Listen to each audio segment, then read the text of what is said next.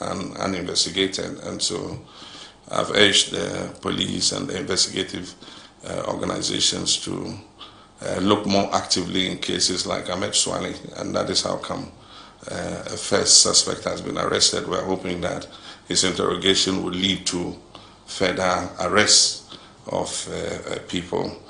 There are several other cases like the JB Dankwa murder case, and we're asking that it be expedited in terms of the prosecution that is taking place and for investigations to be carried out to find out if any other persons were involved.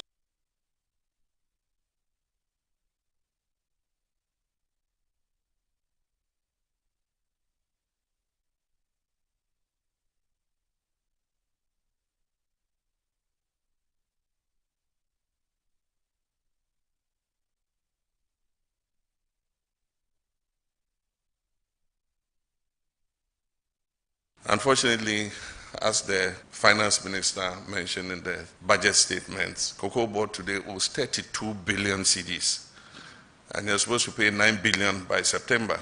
I hope you're getting ready to pay that money. That is all money that should have gone to farmers. Unfortunately, we're using it to pay debts. Production is down. Meanwhile, as production has dwindled, the staff strength of Cocoa Board has skyrocketed. I thought that if your production was going down, your income was going down, you would either maintain your staff strength or even reduce it. That is what all private businesses do. But in your business, while production was going down, prices were going down, employment was going up. And so the Cocoa Board ends up spending, as at last year, 3.something billion, 3.4 billion or something, on mostly administrative and headquarters expenses. And the thing about the cocoa business is the bulk of the benefits of the cocoa industry should go to the farmer so that it incentivizes him to look after his cocoa farm and make sure that it produces more. This year will be what I call a year of correction, because of what they have inherited from the past administration. And so this year will be a year of correction so that we can bring the industry back on track. Have to make sure that people are not cutting down cocoa trees to mine gold. Gold, you mine the land, and once it's mined out, the land becomes useless to you. But if you plant cocoa on the land, every year it will yield revenue. Every year it will yield revenue. And a cocoa tree can last 30 years or more and produce money every year. So it makes more sense to leave that gold under the ground and rather depend on your cocoa tree than to mine the ground and make it useless to our children and our children's children. And so I'll encourage, and I was saying that maybe we should pass laws that prevent people from cutting down cocoa trees for mining. We're committed to the protection of human rights and investigation of significant killings or murders that have remained uninvestigated. And so I've urged the police and the investigative organizations to look more actively in cases like Ahmed Swali, and that is how come a first suspect has been arrested. We're hoping that his interrogation will lead to further arrests of people. There are several other cases like the JB Dankwa murder case, and we're asking that it be expedited in terms of the prosecution that is taking place and for investigations to be carried out to find out if any other persons were involved in some of those. And so those are ongoing. And then we also have the issue I thought I should raise of the judiciary and the perception of the judiciary. I believe that it is not anecdotal. I mean, several surveys asking Ghanaians, what their opinion of the judiciary is have not come out positively. And I believe that it is a duty for all of us to to work to make sure that we have a judiciary that is respected. Year in, year out, you hear 12 billion cedis misappropriated, 15 billion cedis misappropriated. And how we deal with these cases are very difficult because of the constitutional procedure, parliamentary accounts committee and all that.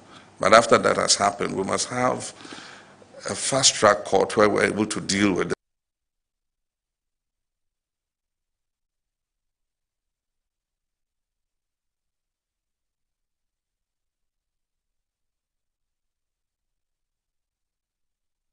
I wish to extend my gratitude to the Right Honourable Speaker and the Honourable Members of Parliament for their swift and diligent vetting process, ensuring that nominees for key executive roles are thoroughly assessed and promptly approved.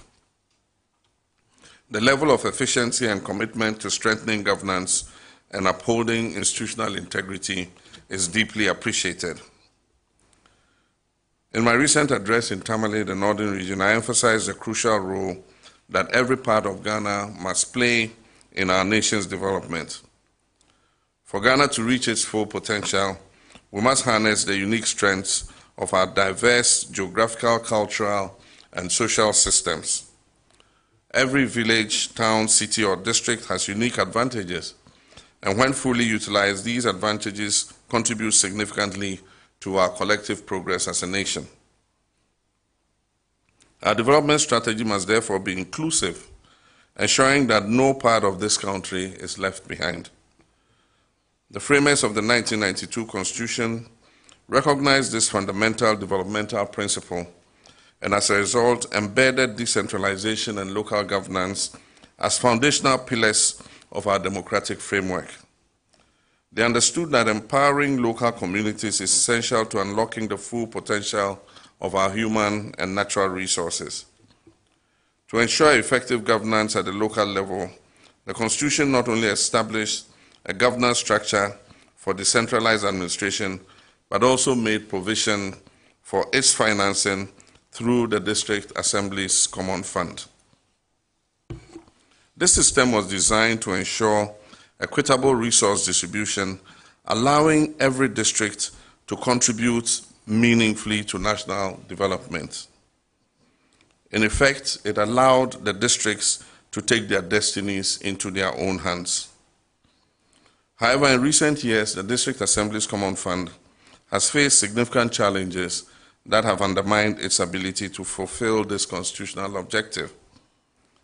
The introduction of the Earmarked Funds Capping and Realignment Act of 2017, Act 2947, significantly reduced the financial resources that were made available to district assemblies, and thereby restricting their capacity to undertake critical development projects. Although the provisions of this act affecting the District Assembly's Common Fund were eventually declared as constitutional by the Supreme Court, the period during which it was enforced had a profound impact on local governance, depriving districts of much-needed funds and stalling essential infrastructure and social services. In addition, successive delays in the release of the fund and in some instances, the failure to remit the constitutionally mandated 5% of total national revenue have severely disrupted local governance operations. In the 2025 budget, we have made a firm commitment to remitting at least 80% of DACF allocations directly to the districts. In the past, in some cases, as much as 47% of the Common Fund was dispersed from the center, leaving very little at the discretion of the assemblies. This policy is designed to eliminate unnecessary delays, reduce bureaucratic inefficiencies, and empower local authorities to plan and execute development projects with certainty.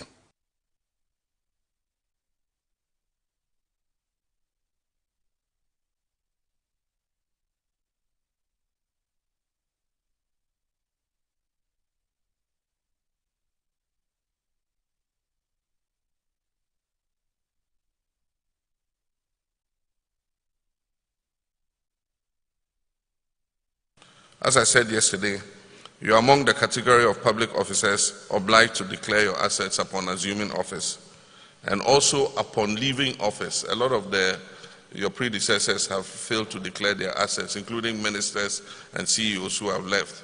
And so the Auditor General must follow them and get them to comply. The Director General of SIGA will ensure that you all comply with your assets declarations. The Auditor General will submit a list of those who have complied by an agreed cut-off date, and those who fail to comply would be sanctioned, including possible removal from office. My vision for reform is clear, anchored on performance, accountability, and national interest. Under my leadership, specified entities will be transformed into engines of growth, aligning with our goal of a 24-hour economy that expands job opportunities and drives industrialization. At the center of this transformation is SIGA, which will evolve from a passive observer into an empowered enforcer of national interest. SIGA will act as a command center and be equipped with executive authority to 1. Negotiate and enforce performance contracts with heads of entities. 2. Conduct regular in-depth assessments of SOE finances, ensuring transparency and exposing mismanagement. 3. Issue binding directives, implement compliance mechanisms, and intervene directly in underperforming entities. 4. Commission independent audits to identify inefficiencies and financial leakages. And 5. Set and monitor performance metrics with tangible consequences for non-performance. Loss-making SOEs will no longer be tolerated. They will be swiftly reformed, they will be merged, privatized, or shut down.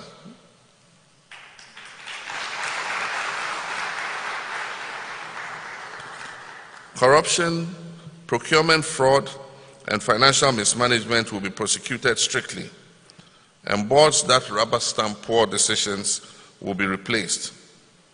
The practice also of, in a few cases, using entity resources and funds to indemnify board members from accountability must cease immediately. SOEs must deliver strategic value, particularly in energy, transport, manufacturing, agriculture, and finance, to support Ghana's industrialization and the 24-hour economy initiative.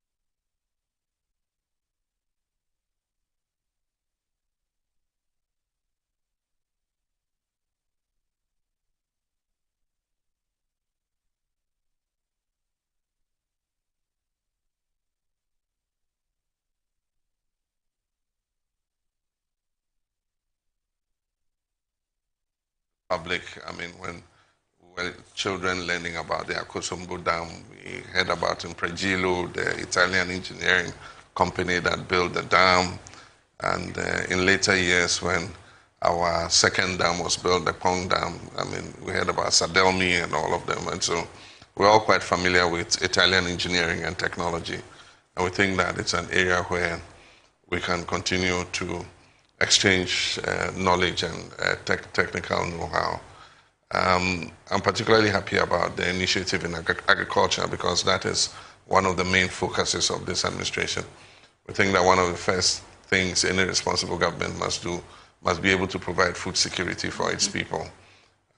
We've had inflation go up to 54%. It is now dropping gradually at 22%, and we're hoping that it will come down further. But one of the main drivers of our inflation has been supply of food inflation. And so if we're able to expand on production, not only producing the food, but also processing and marketing, we need to look at the whole value chain. And that's why this initiative you're talking about is very important, because if we can get the technology and partner Italy and Ghana to produce food from the farm right to processing to the market. I think that is the focus our government is aiming at. And so demanding responsibilities in these ministries require additional support to ensure swift and effective implementation of the programs and policies that we have set. He has labored, he has suffered to lead his people into the land of freedom. He is the Redeemer.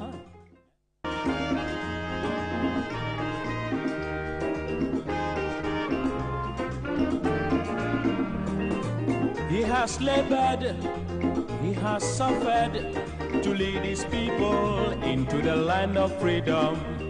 He is the Redeemer. He has labored, he has suffered to lead his people into the land of freedom. He is the Redeemer.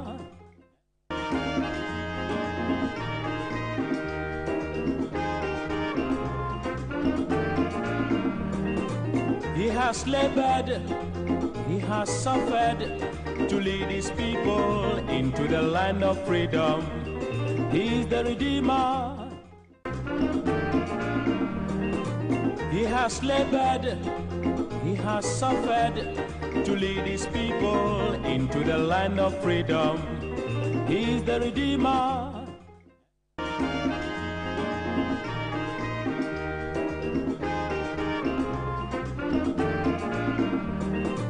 He has labored, he has suffered to lead his people into the land of freedom.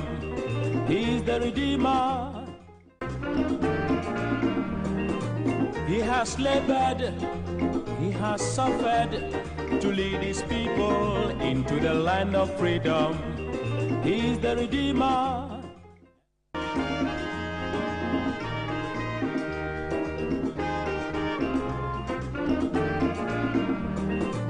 He has labored, he has suffered to lead his people into the land of freedom. He is the Redeemer. He has labored, he has suffered to lead his people into the land of freedom. He is the Redeemer.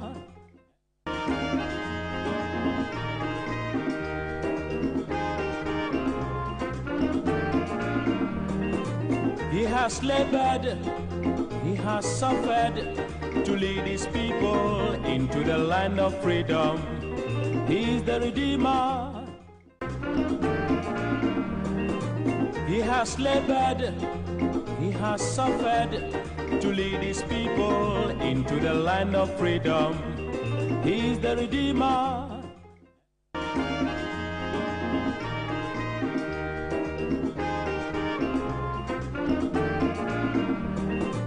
He has labored, he has suffered to lead his people into the land of freedom. He is the Redeemer. He has labored, he has suffered to lead his people into the land of freedom. He is the Redeemer.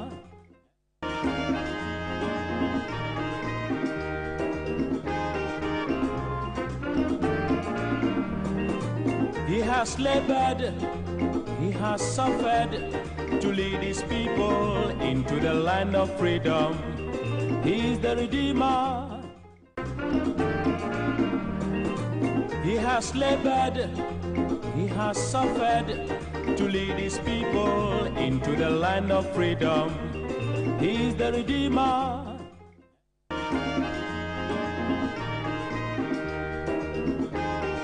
Good morning and thank you very much for choosing Pan-African Television. We are live from our studios in Abelemkpe. We are also live on Radio Gold 90.5 FM. We are live on social media.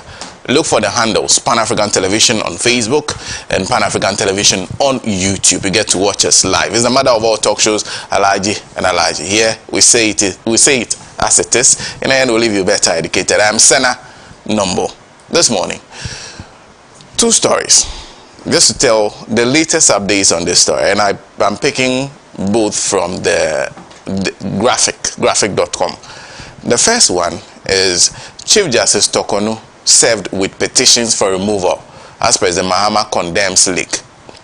And the story is that Chief Justice Gertrude Tokonu has been served with copies of 3 petitions calling for her removal from office. She has been requested to submit a preliminary response to the petitions within 10 days. Meanwhile, President John Dramani Mahama has condemned the unauthorized leakage of confidential documents related to the petition. This development follows the submission of 3 separate petitions, 2 dated February 14, 2025, and a third from March 17, 2025, all seeking the Chief Justice's removal from office. In an official communication signed by the Secretary to the President, Dr. Callistus Mahama, the Presidency outlined the next steps in this unprecedented constitutional process. Quote, His Excellency wishes to assure the Chief Justice that due process will be followed in handling this matter. End quote, Mahama stated, emphasizing that the judicial leader will receive, quote, a full and fair opportunity to be heard.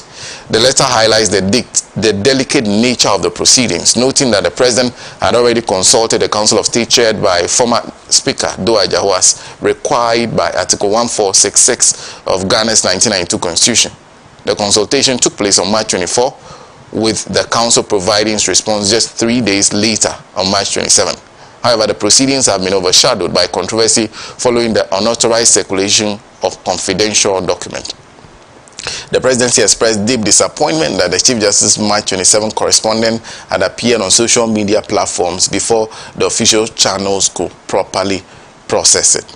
Quote, we are constrained to mark each page of attachments as restricted, end quote, President Mahama declared, referencing the Supreme Court's precedent in the Frank Ajechun vs. Attorney General case, which establishes strict confidentiality for such proceedings. So it is that particular document, very brief, concise, sent to the Council of State that has formed the basis of many discussions, including the Chief Justice even writing to the President saying, I want copies of the petition. Turns out she had nothing to worry about because it looks like the Presidency were just considering sending her the petition when she actually put out that letter. It was not the only thing that happened, because there were 2 cases filed in which it was being alleged that the Chief Justice had not seen copies of the petition, and that the Chief Justice the Constitution gives her the right to see those petitions before a prima facie case is made against her. So we'll be discussing that issue, the petitions that are seeking the removal of the Chief Justice. And then we'll also be staying with matters of law, because there's also another issue, this one involving the immediate boss of the National Signals Bureau. The details are revealed on Monday morning, and since then it has been the subject of discussion. Like I said, 2 stories from Graphic. Their story today, it's tomorrow, March 28th, says court revises bail conditions for former National Signals Bureau Director General Edu Boahen and wife. And the story is that the High Court in Accra has revised the police inquiry bail conditions granted to the immediate past Director General of the National Signals Bureau, formerly the Bureau of National Communications, Commissioner Edu Boahen, and his wife Angela J. Boateng, who are being held on suspicion of causing financial loss to the state. Presiding over the case, Justice Ruby Aite reduced Mr. Edu Boahen's police inquiry bail from 120 million Ghana cedis to 80 million Ghana cedis with 2 sureties, one of whom must provide justification. His wife's 80 million Ghana cedis bail bond was maintained, but the new conditions now require 2 sureties with no justification. Additionally, the couple must report to the Economic and Organized Crimes Office twice a week for the next 3 weeks and are prohibited from traveling without express permission from Yoko. The review followed an application by the couple's legal counsel, Samuel Atacha, who moved the motion before the court today. They've been held at Yoko for some time, and I'm sure you've heard the reason that investigation is ongoing. They are not the only ones, actually. There's, I think, a 3rd suspect whose name has really not come up. It regards a contract to buy cyber defense equipment for National Signals Bureau during his time there, Commissioner Edu Boahen's time there. Turns out, and there's the allegation from Yoko, that he channeled the money for the payment for the equipment through a private bank account he created. In the end, he paid the real vendors of the equipment just a little over $1 million and kept the rest and kept withdrawing it. That's the allegation that the EOCO has made. So we'll spend some time discussing that at our second discussion. And then the third one, we'll move to the energy sector, because the finance minister has been speaking. He said we need 2.5 billion monthly to pay our energy bills. ECG raises 1.3 billion, which means government has to find 1.2 billion. He says currently he needs about $1.1 billion to pay ENI this year alone. And there are many others that are lined up that they have to find money to deal with. And he says that will take some painful corrections in order for those debts to be paid.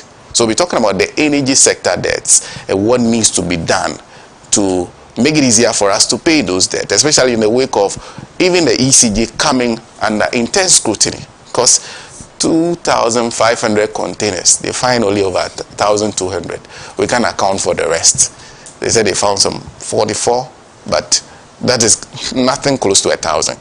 So there are many containers that are missing, that the minister was going to raise 1.5 billion to pay for demurrage for, but finds out that even the containers, the numbers are not up to. So we'll be talking about the energy sector there to conclude today's discussion. And joining me in the studio for today's discussion, Atik Mohammed is Executive Director. Oh, I got that right? Yeah, you did. Mass Action for Sustainable Development Africa. Master, join us in studio once again. Atik, good morning. Good morning, sir. Yes, good to see you. I'm great. Yeah. And then we also join, I think I'm saying only for the second time, Dr. Ramsey Inusa. Is a senior member of the National Communications team of the Movement for Change. Doc, good morning. Good morning. It's been a while since I saw you. It's been a while. Yes. Alhaji Sena, I would say. How are you doing? I'm doing well. Hamza Suini is a member of the communications team of the National Democratic Congress. And he's also someone who has the authority to practice as a lawyer both in the UK and Ghana. Good morning. Good morning, my brother. Yeah. And of course, good morning to my colleagues in the studio and our cherished viewers.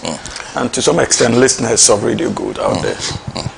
And like he indicated, I think I share in his opinion. Alhaji Sena.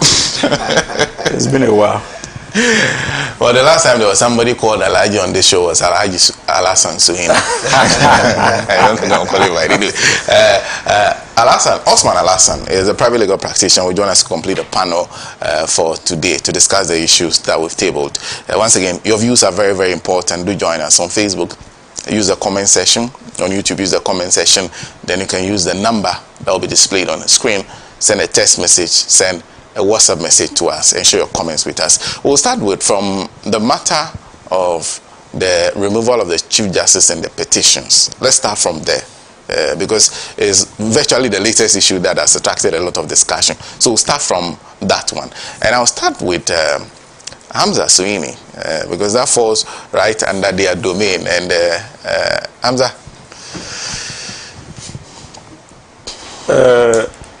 Good morning once again, Sena. I think that there is the need for us to situate that discussion and premise it on the holistic agenda or proposals the NDC submitted to the Ghanaian people in the last election. You remember that one of the cardinal policies or principles that the NDC touted and sold to the Ghanaian people to a very large extent had to do with the issue of accountability. Because as a country, we had all agreed that there were many things that were going on in this country that we considered unacceptable. Indeed, many Ghanaians voted the NDC into power, not just because of a desire to change the occupants of the Jubilee House. They agreed that based on the legacy of bad governance that was left by His Excellency Nana Addo Dankwa Akufo-Addo and Dr. Mahmoud Bawumia, there was the need for us to clean the system. Their governance was so bad to such an extent that it affected almost every fiber of our national existence. From the judiciary to our state institutions, and here I make direct references to state-owned enterprises, where on daily basis we woke up to troubling news of allegations of corruption. Same could be said in terms of ministers. Many of our institutions were engulfed in issues of corruption, and albeit sometimes even abuse of power, flagrant abuse of state power. So when the Ghanaian people gave their mandate to His Excellency John Dramani Mahama and the National Democratic Congress, it was not simply a desire to change the occupants of the Jubilee House. They knew that with the NDC and His Excellency John Dramani Mahama, they were entrusting in them to act as agents of change, to be able to bring about change into every fiber of our national existence. So if the NDC today is in power, it is largely because of that confidence. And we must appreciate that. And for me, interestingly, Ghanaians seem to have bought into the advice of His Excellency Nana Addo Dankwa Akufo-Addo when he indicated that Ghanaians needed to stop being passive and be active players in national governance. So today we have President Mahama, who has become the agent of the Ghanaian people in bringing about that change. But the Ghanaian people have also not gone to bed. They appreciate that the election of President Mahama and the NDC into office is not enough to rewrite the wrongs that seem to have engulfed our state institutions, and that they need to continue to be active in that process so that their agent of change can bring about that change. There's so much desire. That is what informed, in my opinion, the petitions against the Chief Justice of the Republic of Ghana. So for those who think that this is masterminded by the National Democratic Congress or His Excellency John Dramani Mahama, must begin to have a rethink. Because even if President Mahama and the NDC should decide to stand on the way of the Ghanaian people, their quest for accountability and for change, Sena, be rest assured that the Ghanaian people will come at them. They cannot stand on the way of change. So we must understand that. President Mahama and the NDC, they have little option than to respond positively to the demands of the Ghanaian people. And so when they are doing that, or when the presidency is engaged in doing so, it is not politics as usual, and it is not a hidden vendetta against the Chief Justice, and for that matter, the judiciary as an institution. It is simply a clarion call for accountability by the good people of this country, of which the Chief Justice herself must be more than willing to subject herself to the processes. It does not mean that when she is subjected to those processes, she automatically will be taken out as Chief Justice. She may come out free, vindicated if you like, or actually found guilty. So it is simply a screening process of ensuring accountability, of which every state actor, public servant, must not shy away from. Now, having laid the political basis and democratic grounds of this demand, let me move swiftly to the legalities. Sena, the processes for the removal of the Chief Justice is enshrined in our Constitution under Article 146. Clearly stated, and it's not just about the Chief Justice. If you look specifically at Clause 3 of Article 146, it gives you the processes that we need to consider or to go through when we want to remove a superior court judge. Now, one interesting thing about that point has to do with the issue of establishing a prima facie case.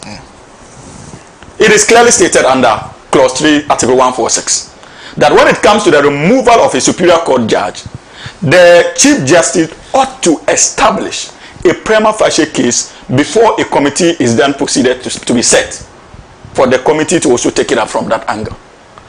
But interestingly, when you go to Clause 6 of Article 146, references have not been made to the establishment of prima facie case. So those who are reading the Constitution literally would be forgiven to conclude that when it comes to the removal of the Chief Justice, you do not require the establishment of a prima facie case. But one thing I know you know is that when it comes to constitutional interpretation, there's what we call the purposive approach to interpretation. Fortunately, the law was tested in that regard as to whether indeed when it comes to the removal of a Chief Justice, there's the need for the President to establish a prima facie case before the committee is set. And in the case of Ajetum and Attorney General, the Supreme Court held, in fact, it was elaborately done and beautifully crafted by the late Dr. Datiba, where he indicated that when it comes to the Chief Justice also, because the Chief Justice is first a Superior Court judge, you must equally establish a prima facie case before it is referred to a committee that will be set up in consultation with the Council of State. Alhaji Sena, it is important to note, because of your address, it is important to note that in reaching a prima facie case, Dr. Datiba was clear that that decision has to be taken by the President in consultation with the Council of State. So what it means is that though the President is clothed with the legal authority to take that decision, he is not expected to take that decision alone. It must be a dual responsibility between the President and the Council of State. So today, if the presidency, if petitions have been filed at the presidency, and the President receives those petitions, the first act of responsibility in line with the judgment in Ajetum and the Attorney General, the President ought to first communicate to the Council of State that these are the petitions that I have received, so that the Council of State is in the know that there are petitions before them to consider. When that first step is exhausted, the President together with the Council of State will now officially write to inform the Chief Justice that these are the petitions we have against you. Can we have your initial comments before we proceed to determine whether a prima facie case has been established or not? So for me, I was hugely disappointed in the conduct of the Chief Justice when she decided to jump the gun by officially writing to the President to demand copies of the petition. The President could not have given her copies of the petition without first giving that petition to the Council of State. This country is a country of institutions. So the Council of State needed to know that in the first place we have petitions. Then based on the outcome of consultations, they then write to the Chief Justice to demand her initial comments. So it is not as if the presidency was never going to bring these petitions to the attention of the Chief Justice. Absolutely not. But my investigations reveal that in the past it was done haphazardly. The President, the ex-President Nana Addo Dankwa Akufo-Addo, upon receiving the first petition against the Chief Justice, decided to turn the rules upside down by first of all giving those petitions to the Chief Justice before even proceeding to furnish those petitions to the Council of State. So possibly that's why she was expectant that that irregularity will be followed by this government. But what she forgot was that this is a government that promised to reset the system, and we cannot afford to be making such fundamental errors when it comes to the rule of law. So we appreciate that indeed to establish a prima facie case, we may need her initial comments. So today, I can tell you in all sincerity and honesty that the case that was sponsored behind the scenes by the Chief Justice using Asafua and the former Attorney General clearly has become moot. If they were patient, if they were meticulous, they would have come to the realization that this is not a government that is willing to sidestep the rule of law simply to pursue political aims. For me, that is my disappointment. My second disappointment stems from the fact that even in her official correspondence to the president, the Chief Justice decided to leak these official letters. That could be another potential charge against her, especially when a committee is finally formed. And some of these things are worrying. One would have expected her to have known better as someone presiding over our judicial institution today. That level of secrecy when it comes to official correspondence is crucial. But she decided to make a letter meant for the president public even before the president could read the contents of that letter. Who does that? Who does that? So these are some of the fundamental issues we must be asking. Today, many Ghanaians raise concerns about impartiality in the past as far as the judiciary and its activities are concerned. Sena, is it therefore not strange and in some way given credence to the concerns of Ghanaians that under Nana Addo Dankwa Akufo-Addo and the current Chief Justice, there were certain underhand dealings between the judiciary that is supposed to be independent and the executive, when today, out of the many lawyers we have in the country, they decided to use the very Attorney General that was being accused of being in bed with this current Chief Justice to be the official person to fight the cause of the current Chief Justice. What does that tell you? Do you now need an angel to descend from heaven to tell you that possibly there could be some truth in the allegations that were being raised by the Ghanaian people? And we all know that when it comes to strategy, the former Attorney General lacks it. Because if he had any idea of how to be strategic, I'm sure he would have been hesitant even in engaging with, if you like, what's the name? Defense witnesses in a case that he was handling against them without their lawyers. I'm making reference here to the case of Jekwa and Atufosin, where he decided to unethically go out of his way to engage Jekwa just to get him to formulate some lies against the Honorable Atufosin. So this is the kind of person we are dealing with. So for me, when the incident happened, I came to one conclusion. Perhaps, undoubtedly, God seemed to be on the side of the Ghanaian people. That is why some of these petty mistakes seem to be coming up. To simply give credence to the fact that indeed there were so many things that were happening under the former Attorney General and of course the current Chief Justice. And that is worrying, and to a very large extent the NPP. So I have absolute confidence in the ability of our Council of State to provide the needed advice to His Excellency the President to handle this matter in line with our constitutional dictates. It is not for nothing that the composition of the Council of State requires the inclusion of certain people, including a former Chief Justice. And you cannot have the likes of Sophia Akufo-Addo, as he then was, being part of an institution that can be taken for granted. Mind you,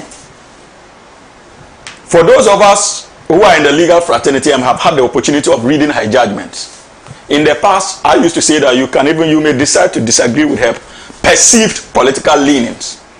But when it comes to the industry, her intellect, especially when it comes to decisions from the Supreme Court, you simply could not help but admire her industry. So I have absolute confidence in her fidelity to the principles of rule of law and to our 1992 Constitution. And I know that people like her cannot be taken for a ride. And if President Mahama had an interest in being driven politically to take decisions, be rest assured that we could have found an intelligent way of not including her as part of the Council of State. But we did not, because it is about the national interest. And I have always argued that if you are looking for a president who privileges the national interest over and beyond his partisan interest, and you look beyond President John Dramani Mahama, then you would have a difficulty finding one. Because he's demonstrated it all his political career. There were instances, even in opposition as a member of parliament, where his utterances did not find favor with his own political party. Those facts are there. Again, we are talking about the sitting president who had the courage to prosecute his own members of parliament, or former members of parliament, and political appointees.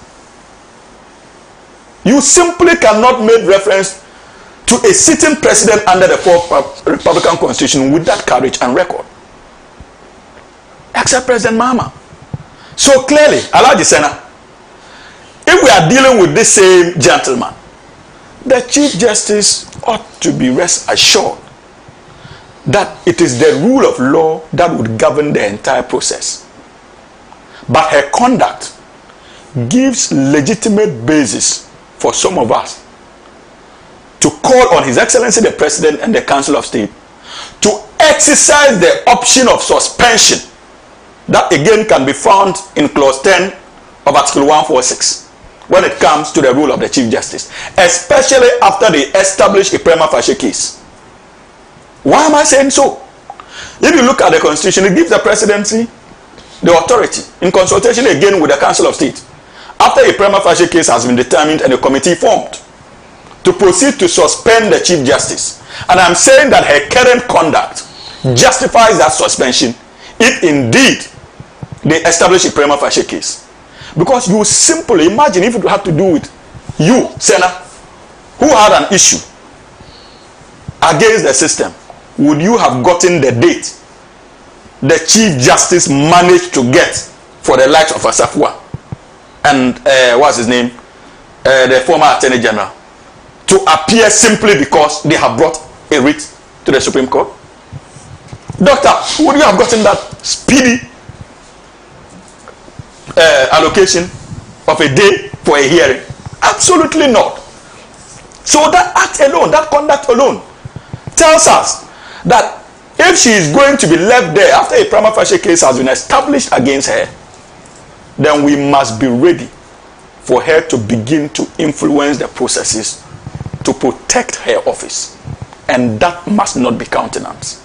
On that note, let me assure the good people of this country that the National Democratic Congress is not up in arms against the Chief Justice. His Excellency President John Dramani Mahama is not up in arms against the Chief Justice. The people of Ghana elected President Mahama as an agent of change, and they are demanding change in our public institutions through that election. And even His Excellency President Mahama cannot stand on the way of the people's demand for accountability. He must honor same. So if the bell of accountability comes to your doorstep, all you need to do is to ensure that you are able to answer their questions satisfactorily, and the laws of this republic will protect you. Thank you. Thank you very much. In fact, some of the issues you're raising, there was he rarely writes. That's lawyer Tadio Sorry. Occasionally, when certain things come to his attention, he decides to write about it. And these are the issues he raises with one, Honourable Member of Parliament Vicente Sefua's suits, the former AG's involvement, and then the CJ then releasing that statement. Or that letter that was supposed to be sent to the presidency, that letter then circulating. There's no evidence that it was the CJ who leaked it anyway, but it was in the public domain. He had something to say about that and some questions that he raises.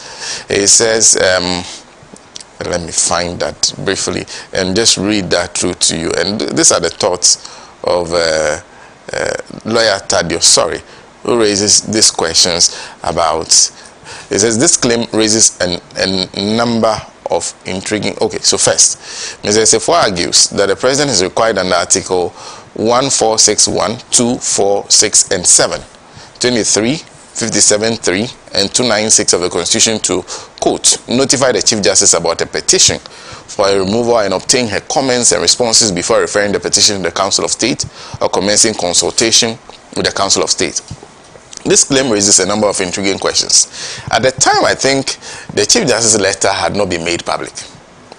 So he raises question number one: how did Mr. Sefo, within just one day, ascertain that the Chief Justice was not consulted before the petitions were referred to the Council of State? 2, did the Chief Justice personally inform him that she was not consulted? 3, was there any media report confirming that the Chief Justice had been bypassed in the process? Those are the 3. Then he continues, and Godfrey Dami as his lawyer, as the musician Joseph of Culture says, this is neither a jigsaw nor a puzzle. Things are falling into place. We either survive together or perish together. And just after putting this out, and many other lawyers commenting, then the Chief Justice's letter surfaced, as if to justify the basis for that suit being filed in court. Well, let me go to Dr. Inusa before I come to Atik. Doc? Alhaji Sena, good morning to you, and very good morning to my revered colleagues seated here. And let me take this opportunity, knowing very well that we are likely to celebrate Eid either tomorrow or on Monday.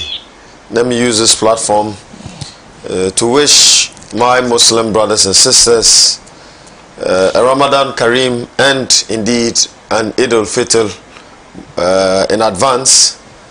And let me also say a good morning to the good people of Ghana and to senior comrade Kwesi Pratt. Sena, our judiciary today is nothing to write home about. Taking into consideration the various indicators that measure the quality of our judiciary. If you look at the Afrobarometer report in 2024, it stated clearly that 97% of Ghanaians perceived our judges to be corrupt. 68% of our people lost trust in the judiciary. The Mo Ibrahim Index, Governance Index, went ahead to report that Ghana's judicial autonomy declined by 50% from 2017 to 2024 under the Eswa Akufo-Addo Bawumia regime. So clearly there is something wrong here, and we are calling for some form of reforms, impetuous reforms in our judiciary, because if all hell breaks loose, that is our last resort to solve our issues in this country. That is our ICU, I'll put it that way, to resurrect any issues in terms of our governance system and our social fabric in this country. The petition before the president, I think that we support it. Looking at how the Eswa Akufo-Addo Bawumia regime appointed certain people to the superior courts. Do you quite remember the famous issue of Justice Gawu, who was a known MPP parliamentary candidate in the Volta region, and then later elevated into the superior court? For what purpose? Purpose is known well and best to the president and his cohorts. But we know very well that our judiciary has been highly partial in the discharge of its duty. And that is why the index of the Mo Ibrahim Governance Index is clearly stating that. Sena, today, if you look at the nature of cases adjudicated in court, and my brother Hamza is a lawyer, he knows that very well, and I would lay reference to the Anas expose, Justice for Sale, that if you do not have funds to be able to lobby the justice system in this country, your cases or your case will not be adjudicated in your favor. And that is a fact. Today, taking into consideration the kind of leadership that we saw under the Eswa Akufo-Addo Bawumia regime, right? Anyone that was found talking against the Eswa government and taken to court was gagged up, right? Look at the issue of Ato Forson, and then the Attorney General, and then Japa, where the judge, and I quite respect the judge's decision, who advised the Attorney General to recuse himself from the case, looking at how this Attorney General was trying to manipulate his way and ensure that justice was given in favor of his Machiavellian tactics against an innocent person, trying to interfere with the witness statement or the statement of the witness in court. And this was the same Attorney General that was in bed with this current Chief Justice, right? And so we want to see, some adherence to the rule of law when it comes to this matter. And I think that the President has done that under Article 146. And the wisdom in the Constitution under Article 146, right, upholds to the principle of natural justice, the odi ultra partum. And that is why a committee is supposed to be set, so that the justice in that question or in that case would be the Chief Justice will be brought, and then she'll be given a fair hearing. And so her leaking the letter to the President and her request for the petition is neither here nor there, because after all, a committee will be set. You will be called to answer towards the merits or the demerits of the petition. And if you are found wanting, of course, then the President would have to suspend her and then appoint another Chief Justice. But here's the case, and this is what we believe as members of the Movement for Change, that since the inception of our Fourth Republic, the positions of certain heads of independent constitutional bodies are quite coterminous with the channel of the party in power, which is kind of derailing the efficiencies and, I would say, the good qualities of our governance system. And that is why we are calling for a constitutional amendment into who should appoint the Chief Justice, the IGP, and other heads of independent constitutional bodies. So we are proposing that Article 89 to 90 be abolished. The Council of State should be abolished, because over the years we've seen that the Council of State has been more of a protege of the executive. And we are not seeing the effectiveness of the Council of State. And that is why we want Ghana to transition into a bicameral parliamentary system. We believe that through introduction of a bicameral parliamentary system, we can then formulate policies and laws to ensure that persons that hold this chamber, right, are placed in this chamber, do not have any political leanings, right, and conduct themselves in an apolitical manner without any interference from these various political parties and interests. And that is why under this proposal, we hope that the NDC government, that they have started well by setting up a committee to look into the constitution, a constitutional review committee, which is supposed to give the President the findings and then table out to the public so that we look at the way forward. And I believe that this would help solve our governance system in this country. The data from the varieties of democracy, and they did a comparative analysis between Ghana and Malaysia, and the reason why our public administration is failing is because our public administration in Ghana today is failing to uphold to the ideal principles of bureaucracy, which frowns upon political interference in our public administration.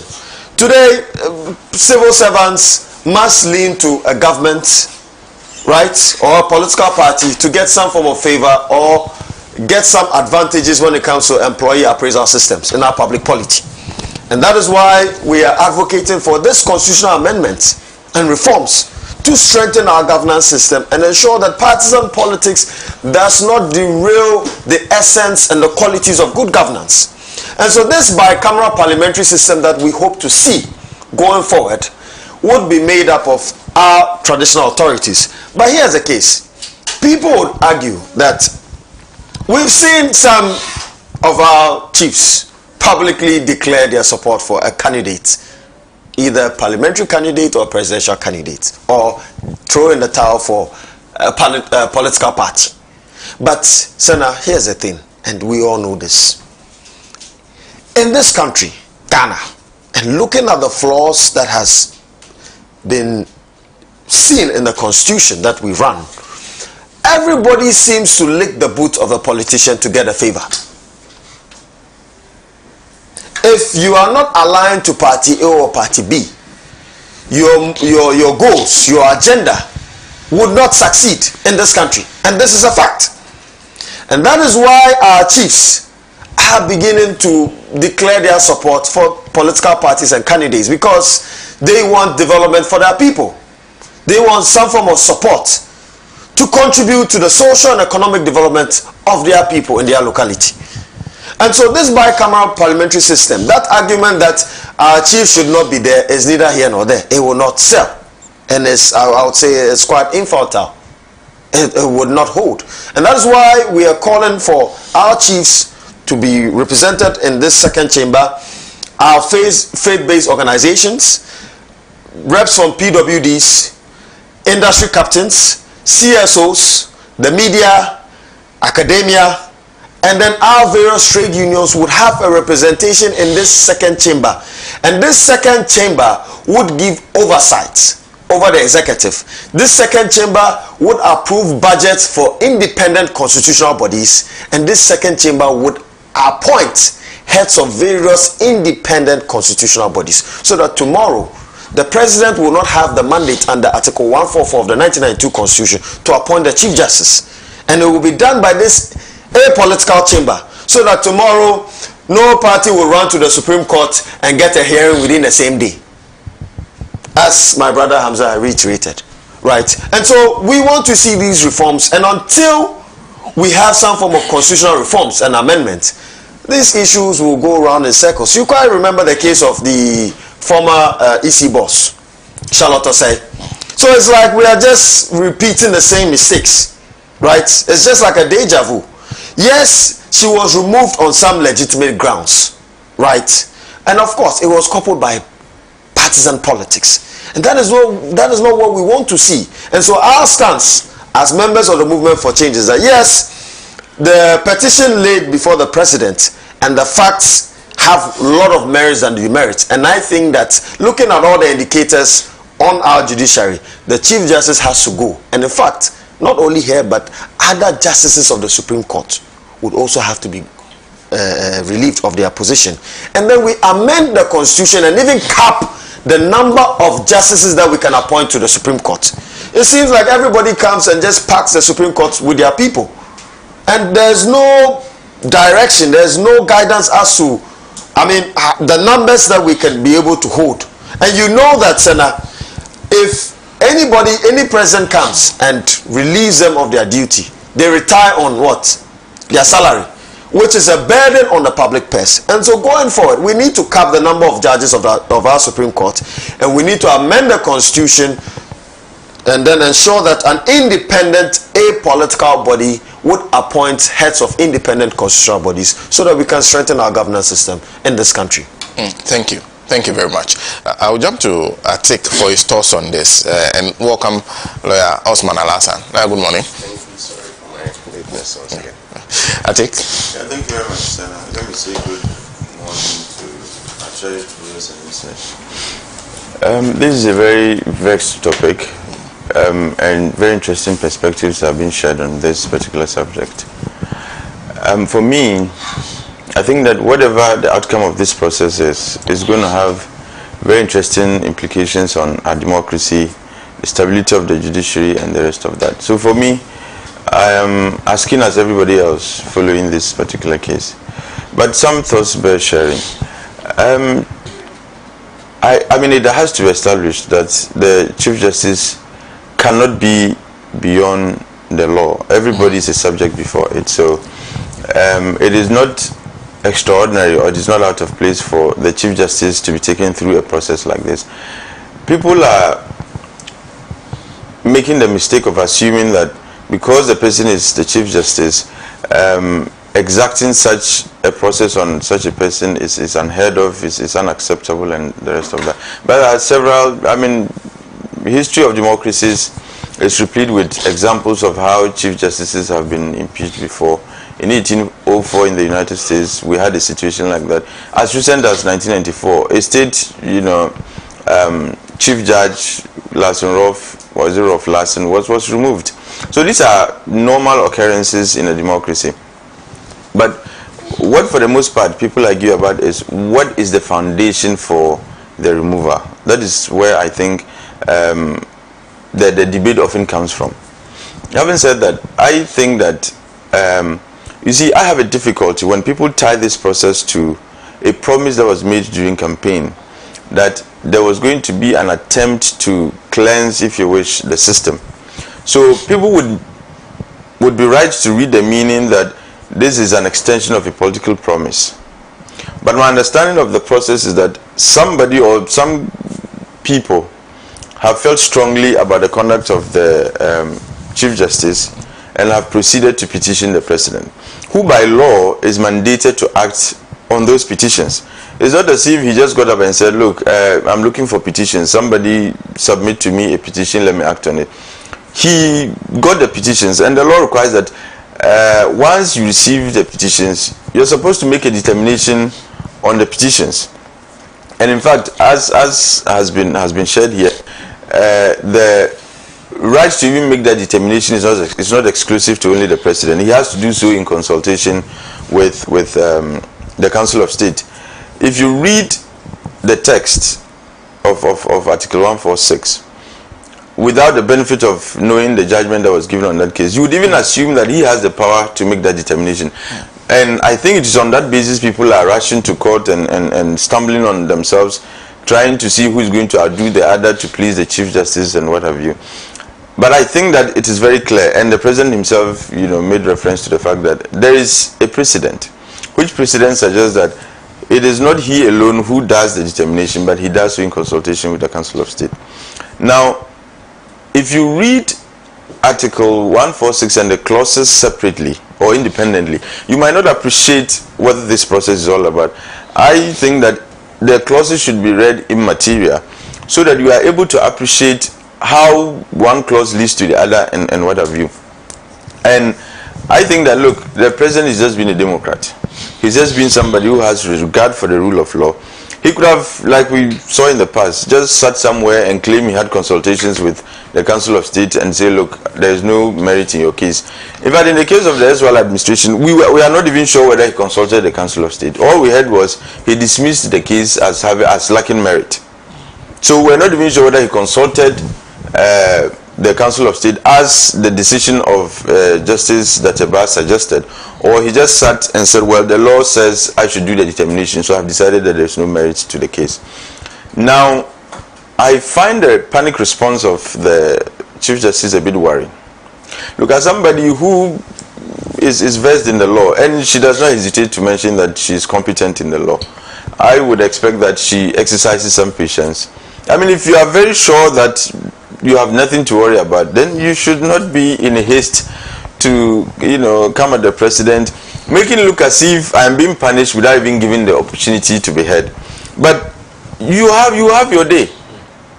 The law is very clear that after the committee is constituted, you would have the opportunity to defend yourself, or in the absence of that, be represented by a council of your choosing. And my understanding is even that before even the committee is constituted, in the process of the consultations with the Council of State, the Chief Justice would have an opportunity to be told what the petition contains.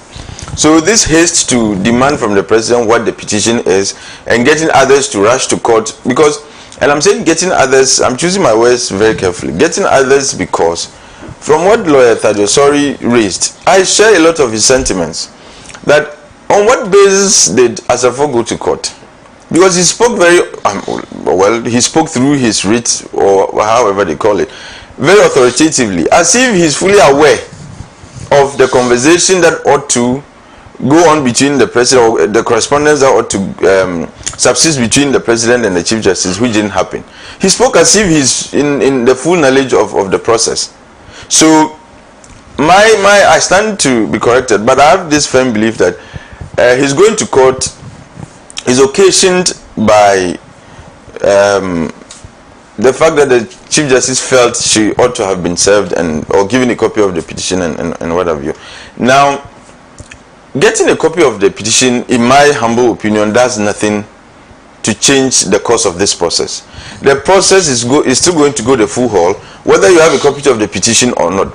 But you would have an opportunity to come and defend yourself before a committee. So, granted, a petition has been given to you, and now we understand the petition has been handed to her. What are you going to do with the petition? It's not as if you are going to appear before the Council of State to defend yourself that, look, do not make a determination of prima facie case against me because of A, B, C, D. You have, in fact, as far as the consultation goes, you have no role to play. So being served a copy of the petition at this point in my view is immaterial. If you had been starved of the petition at the time the committee is constituted, only to be invited to come and defend yourself, that you would have had a very strong case, to argue. But if it is just the president doing the preliminaries, that would lead to the eventual formation of the committee, and you are already, I like I said, I see that to be a panic response, which response is very telling. Because the law, I like the simplicity of the law. It does not say, it says that a Chief Justice can be removed on ground, and that's why I'm saying the clauses should be read in material. Article 146 clause 1 sets the parameters or indicates the preamble from which all other clauses flow, that you can be removed from office for stated misbehavior or incompetence. So it's like the bar for that is a bit low, and I agree with that. Those who couch the law in the sense that they always say that a judge like the wife of Caesar must be beyond reproach, which means that you must be as clean as you can possibly be. Because if you are sitting in judgment on others, then we expect that you, as much as possible, be as clean as you can possibly be. So if there is any case of misbehavior, and I think that is where the meat is going to be, what constitutes stated misbehavior?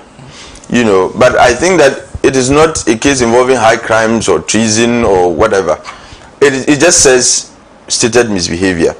A case of corruption, in my view, could be that even lying, or deliberately thwarting the cause of justice. These are all things that could amount to, stated misbehavior.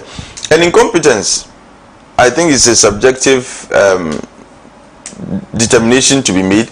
But of course, when people look at maybe a conduct you have exhibited at one point or the other, and they realize that it had an effect on your performance as a Chief Justice, probably, that also could be established.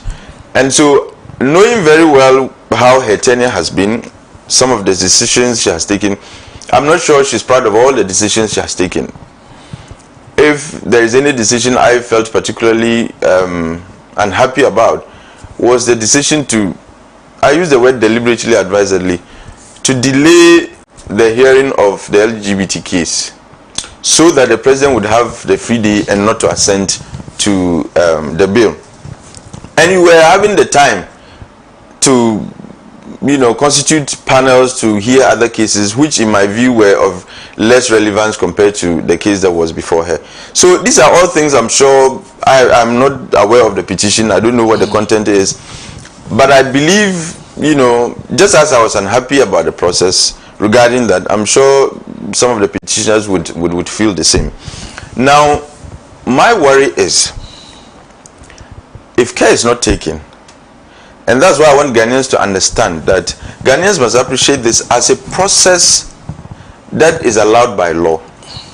But if we don't take care, it can also lend itself to abuse.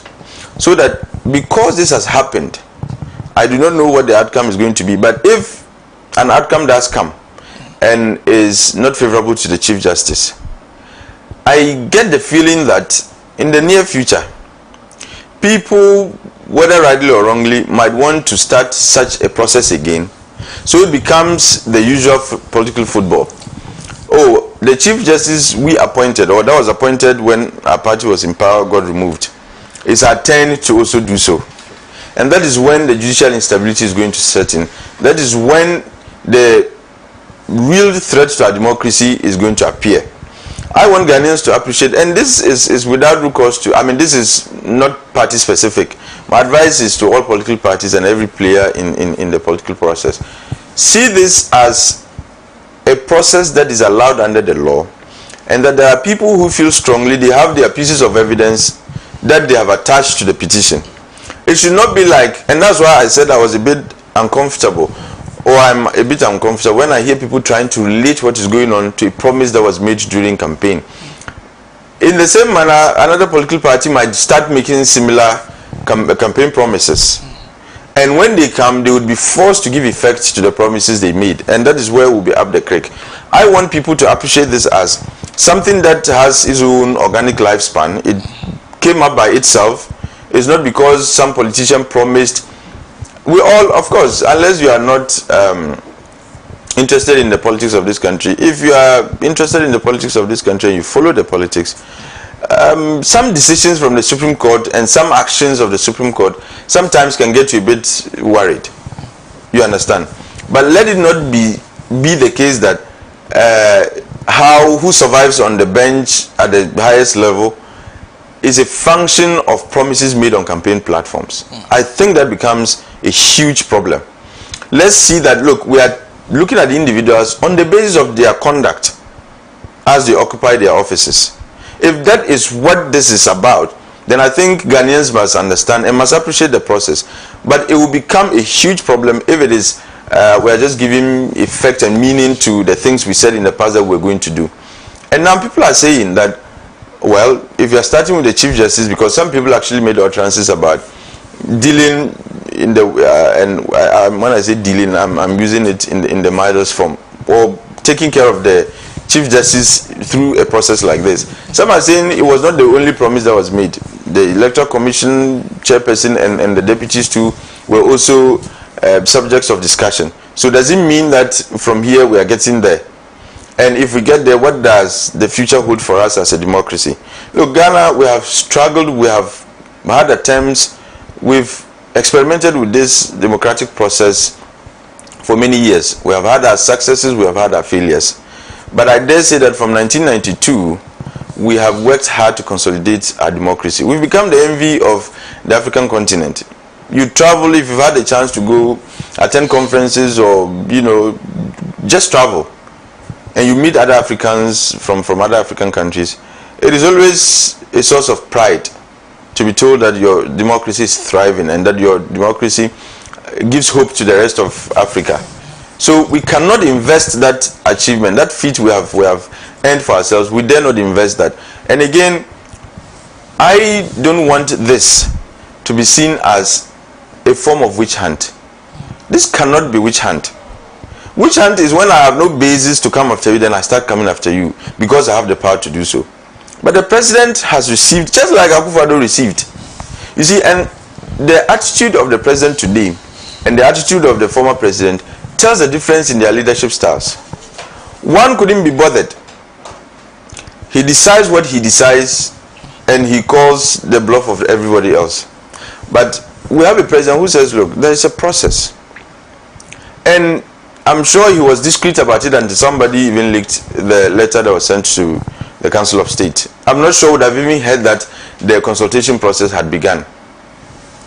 He is following the law to the best of his knowledge and his ability. And I expect that Ghanaians would allow him the opportunity to take this through the full haul. Let's see what the outcome is going to be. If the Chief Justice is clean and she's sure she has not done anything that would amount to stated misbehavior or incompetence, and I very much like to believe her when she says she's competent in the law, that she's very well aware that these are the two grounds upon which she can be removed. And if she has already expressed her competence in the law, then I think she has nothing to worry about. She should lend herself to the process, just like we all lend ourselves to the court process. It doesn't matter who you are. The very minute you are brought before the court, you are at the mercy of the judges. So this tells you that, and it's not because the judges are superior human beings. It's because we have decided that there should be that arm of government whose responsibility it will be to adjudicate cases. And it doesn't matter who you are. Once you appear before them, you are subject to their decisions, you are subject to their directions. And once they are also aware that they are not beyond the Constitution, and the Constitution says that a process like this, there are processes to go through, or there are some, phases of the process that you would have to go through before you get to the final stage. I think she understands that, and she should, just, if I were her, or if I were in a position to advise, just follow through the process. I am sure, just like the appointment to the Supreme Court is a political decision, I believe her removal in her estimation is also a bit political. So let me get the political players involved. Otherwise, I don't see any business of Godfrey Dami and Asafua in this. The Chief Justice by herself already had written a letter. And from their engagements or from the suit they filed, it was obvious they were in touch with her. So they must have known, or they ought to have known, that she was already penning a letter to the president asking the very things they were going to court to seek. So I think that the politicians should stay away from this. She's capable to fight this case by herself, and if she's clean, that like she claims to be, and I expect, or I hope her to be, she would go home and our process will continue. But if she has questions to answer, I'm sure the process will indicate that there are questions you need to answer, and whatever outcome that befalls her, I'm sure she will take it in her stride. And let's be guided that once you are given an office to run, it is not because you are the most beautiful or the most handsome. Usually it is because all of us cannot occupy one position at any particular point in time. So we all consign our rights and our powers to you. So you must exercise those powers with caution, with circumspection, and with the general interest in mind. My brother Hamza suggested that the law allows the president to suspend. He says the president may suspend the Chief Justice as the committee is being formed. I mean, after the committee has been formed and the process is about to start. I agree, I share that view, because you cannot be a judge in your own court. I mean, you are supposed to be an accused, and you are sitting in judgment over your own case. Because being a Supreme Court judge, I mean the Chief Justice, she's the president of the Supreme Court bench. Now, 2 of her colleagues are supposed to be appointed to lead this charge. If she's still at post, I strongly feel it just doesn't sound right. And like the law also says, at any point in time, the president can revoke the suspension. So my view is that from the very beginning, after the committee has been formed, the president should exercise the option of suspending her until such a time that he feels the revocation of the suspension won't hurt the process. Then he can do that, or she might as well just stay suspended until the conclusion of the case. And if she's clean, she comes back to continue her work. And if she has any question to answer, I'm sure the recommendations will show. So for me, let's all see this as one of the usual processes. We are not used to taking the Chief Justice through this process, but let's just assume that it is one of the many processes you can find in any thriving democracy. There is nothing witch hunting about this, even though somebody says if there are no witches, you won't have hunters. I just think that this should be seen as a normal process, and at the end of the day, we all go back to working towards deepening or consolidating our democracy. Thank you very much. The interesting thing about this is that if you look at the 146, with regards to any justice or judge of the Superior Court, they have 3 of their peers plus 2 ordinary citizens forming a committee. With regards to the Chief Justice, 2 peers and 3 ordinary persons who are not lawyers, Council of State members, among others. Quite interesting to observe that. I don't know why they decided to write the Constitution that way. Because at the end of the day, you'd have to take a decision. Sometimes, when it is time to take a decision, if it's 3-3, mind you, these are colleagues. So if they are in the majority or there is a balance, you might never get to a decision. So I'm sure the framers were very smart. I also thought perhaps maybe the framers see her position as more connected to politics than any other judge of the Superior Court. Maybe. All of them are political appointees. Yeah. Well, this is Martin Kwame Sedem in Suvio, who says, what is the Chief Justice so jittery about if she has conducted herself professionally? Her bias, partisanship, and incompetence are so obvious to the public. It's under her leadership that the Afrobarometer results sank the judiciary so low. No matter how the corps puts up resistance, it will eventually be lowered into the grave. He says, Koblavi Pokwasi Benghazi. Because President John Mahama doesn't have much time to make Ghana's economy better. He can't waste his time on some corrupt MP policy. He needs time to create jobs for the youth. He is talking about, he needs time to rebuild the free SHS. He needs time to solve the electricity problem, etc. This is why corrupt MP politicians are walking around as free persons. It is not that he doesn't have the power to arrest the corrupt MP politicians. He would rather use that precious time to do something good for Ghana. That's Koblavi's view. There's Stephen Penninwa, who says, those who are struggling to question the impropriety of the president's referral of the petition to the Council of State are jumping the gun. It is clear that in the case of CJ, it is in consultation with the Council of State that the prima facie case may be established before the CJ will be given the opportunity to respond, and thereupon before the 5-member tribunal or committee for a final determination of next course of action. The naysayers should think faster. That's from Stephen Penn in Wa. Thank you very much. This is from Henry Kofoidua, who says, the question we should be asking is whether President John Mahama has erred in forwarding the petition to the Council of State. If no, let's allow the Council of State and the laws of the state to work. No one is above the laws, the Constitution of Ghana, not even the President of Ghana. I still can't believe that a birth certificate cannot be used as proof of citizenship. The future is pregnant. That is from Prince Henry Kofoidua. I belated happy birthday to you, Prince Henry. There's I've done Martin. Yes, Papa Bisiu. Papa Bisiu says, on the previous very, very corrupt MP government, there was no proper governance at all.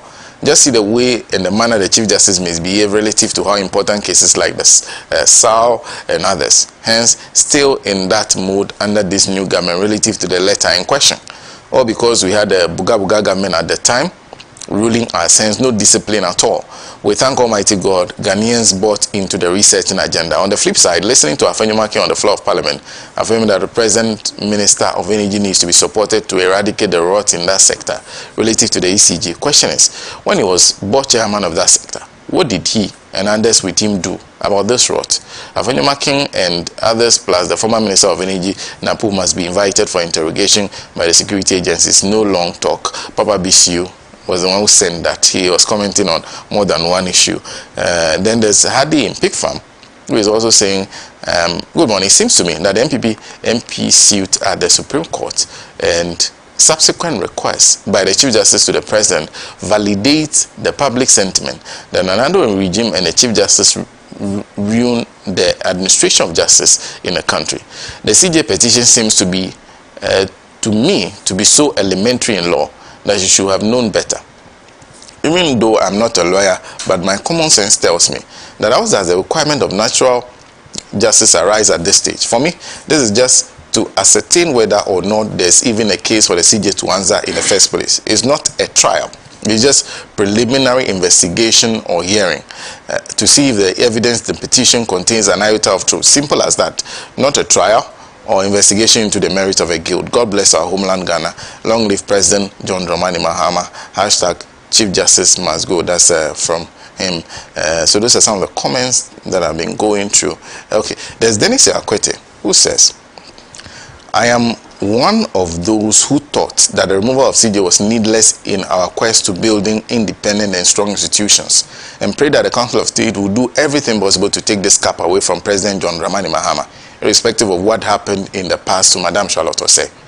But with the latest development, including the CJ's request for the said petition finding ways on social media on the back of a certain lawsuit, when the content of the petition itself remains confidential as of now, I have become helpless and can only say that let the law work and deliver a conclusion grounded on the law and nothing else. In all this, however, the exhibit, however, the exhibited duplicity so far by some elders is amazingly incredible and incomprehensible, to say the least.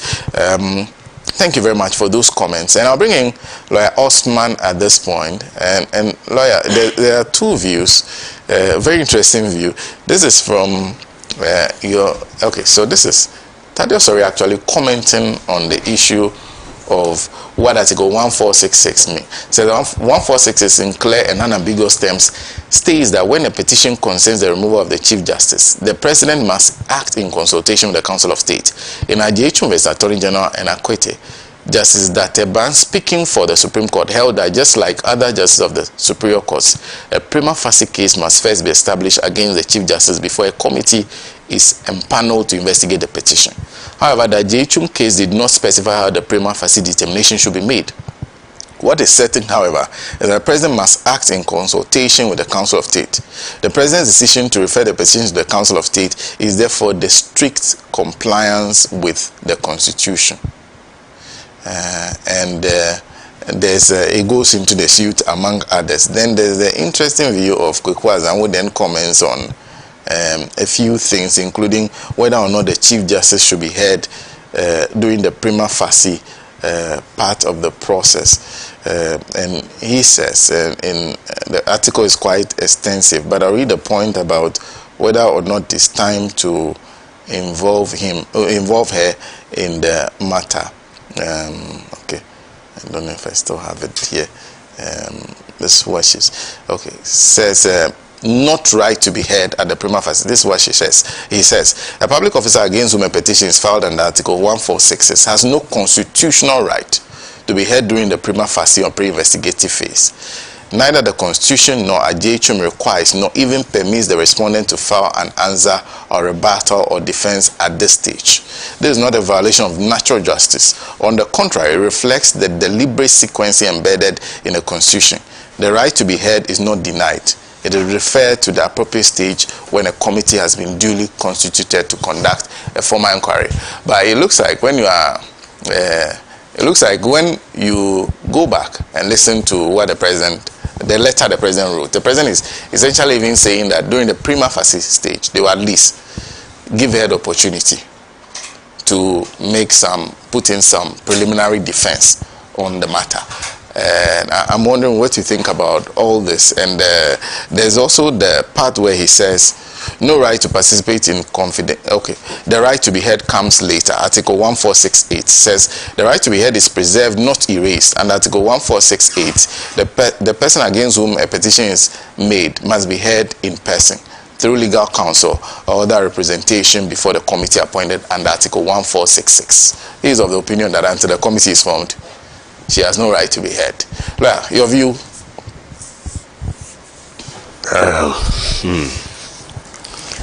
Okay, for me, I think you have more than sufficient lawyers on this platform, and the discussion was very lively. I listened to it.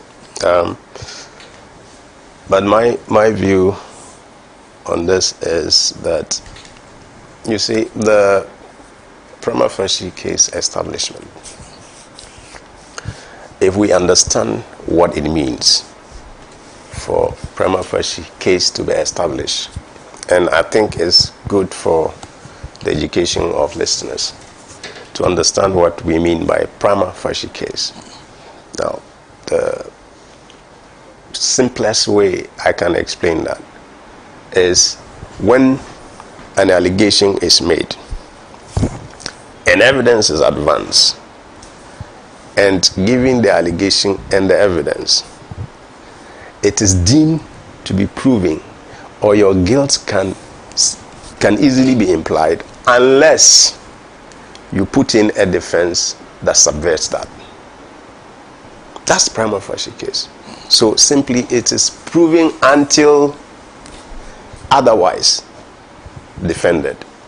So at that stage, now prima facie case, at the stage of establishing prima facie case, you are asking yourself whether it is important or it is necessary for the person against whom the allegations and the evidence have been adduced to put in a defense.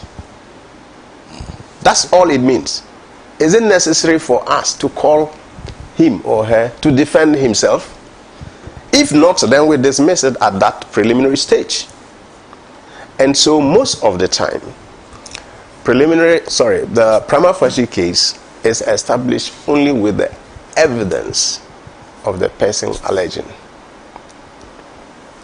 And you can liken this to our criminal jurisprudence, where at a point, lawyers will file something we call after the prosecution has adduced evidence, they file what we call submission of no case. That is before the accused person opens his defense. Now, in that submission, the argument simply is that the evidence adduced does not suffice or makes it necessary for even the accused person to open the defense, which means it has not established a case for the accused person to answer. And so, if you look at it that way, you will easily understand that at the prima facie establishment stage, the other person or the person against whom the allegations are made is not required to put in a defense. Not yet. In fact, it is to establish whether he is to be called to defend. Now, but at that stage, we have a history. We have a history. I remember the Anas case, I think Republican High Court, ex parte, Kwame Oene Essen. All right. The Chief Justice at the time, even before establishing prima facie case, gave him the benefit of the video recording, audio recording too. You see, that is onerous for me. It is not a duty on the Chief Justice to have done so. But you see, it is out of abundance of caution. Okay? And that shouldn't be construed to mean that it is an obligation on whoever is establishing the prima facie case to give the person a hearing at that stage. In fact, the moment you do that, you have changed the meaning of prima facie case. You have started the hearing, because investigating into the matter, which is the sole preserve of the committee to be established, is to investigate into the matter. And that investigation process requires that the person be heard. Now, if you start hearing the person at the preliminary stage, what are you going to hear? What is the committee that's supposed to investigate the matter be hearing? Will it be necessary for the person to be heard again? You understand what I'm saying? So, prima facie case actually does not require the notice to be given. And you know also that it is a constitutional requirement for, until the committee is set to investigate the matter, for the petition to remain a secret in court. So to speak, for people to understand. People should not know about the content until then. Now, if you give it to anyone, for me, my opinion is that it constitutes publication. Other than the president, it constitutes publication. Now, we have seen a lot, and I think recently it became a subject matter of a Supreme Court decision in a matter against the Electoral Commission recently, publication. Okay, so what if the person against whom the allegations have been made decide to make it public so that it will bring some constitutional issues that will thwart the procedure? Do you understand? And so for me, well, I read that the Chief Justice required the petition in order to prepare her defense. Of course, preparation of your defense is different from being heard. That we can understand that he's trying to, and as part of rules of natural justice actually, prompt information as to what is alleged against you is required for you to be able to sufficiently or adequately prepare. So in that sense, we would say that, okay, because he wants to prepare for the impending, but what if the committee for the hearing or for the investigation never come to being? Because it is possible that the prima facie case stage, the case can end there. The case can actually end there. But I think one of my colleagues make reference to the fact that if you look at plainly, if you look at the express provision of the Constitution, even in the case of the Chief Justice, there is no express requirement for prima facie case establishment. There's none. Now, but of course, interpretation and meaning beyond the plain expressions of Constitution are part of the jurisprudence, constitutional jurisprudence. And so when the Supreme Court interprets the meaning, we take it that it is part of the Constitution as well. And so that's why the first time this was introduced was the time of Justice Aqua, when they wanted to remove Justice Aqua. And then the issue came up whether he should be giving the benefit of prima facie case, and that Iba went through a lot of reasons why he should also be giving prima facie the benefit of prima facie case establishment. But if you ask me, good as the reasons may be, I didn't think it is one of the things that could actually be corrected by judicial interpretation. For me, I have made that argument that it should have been by constitutional amendment, because this is foreign, completely foreign to the letter of the Constitution, especially that the Constitution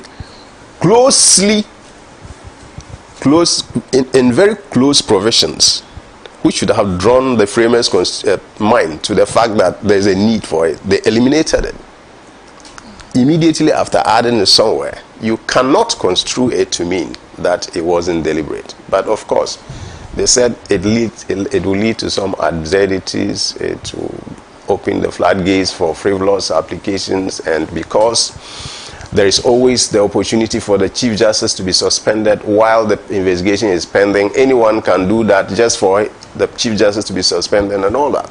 They went through that and said, okay, there's a requirement for the establishment of prima facie case in the removal of a Chief Justice as well. And they made the argument also that the Chief Justice is a justice of the Superior Court in the first place before, and her removal or his removal based on whatever grounds also constitutes his or her removal as a justice of the Superior Court. And so they said, okay, let's give the benefit. But the point is, in the express provisions of the Constitution with regards to the removal of other Superior Court judges, we know who is making the prima facie determination, right? And we know when the prima facie establishment should be made. Okay?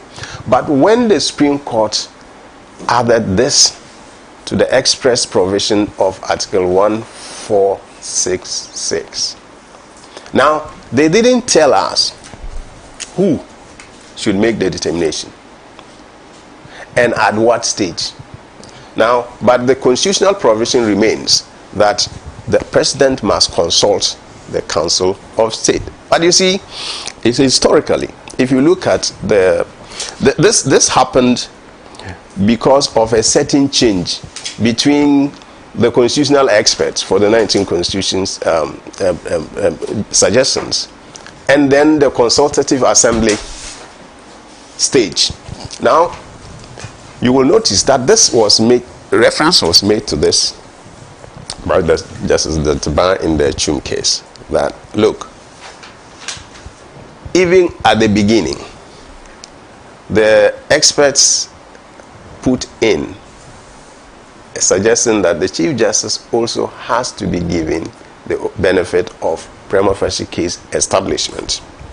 But you see, in the beginning, that was given to the Judicial Committee of the Council of State. Okay. Yes, it was the Judicial Council of the Council of States that was to establish the prima facie case and to constitute the committee for the further investigation of the matter. Now, when it got to the Consultative Assembly stage, it changed to the President. But in changing it to the President, they didn't talk about the prima facie case establishment. So it remains discretionary, it remains unknown who is to determine to establish the prima facie case. And if we go by the reference to that document, which I think is important for constitutional interpretation, then we would say that it is even better for the President to refer it to whatever committee of the Council of State to do the prima facie establishment. But as my brother rightly said, in the SWAL administration just yesterday, in quotes, we didn't see that. No reference was made, or at least we didn't hear that reference was made to the Council of State. Perhaps it was an in-camera consultation. We didn't know. But at least, as transparency will demand, the people should have known whether that step was taken. Now, but I think it remains a discretion, depending on who is the President, to arrogate to himself to establish the prima facie case, or to extend that authority to the Council of State, or to do it jointly with the Council of State. And I think from what this petition, this President has done, I think he is consulting the Council of State even in the establishment of prima facie case. So for me, I don't think a prima facie case is established yet. We don't know the content of the petitions. And the committee that is to investigate the allegations is not yet set up.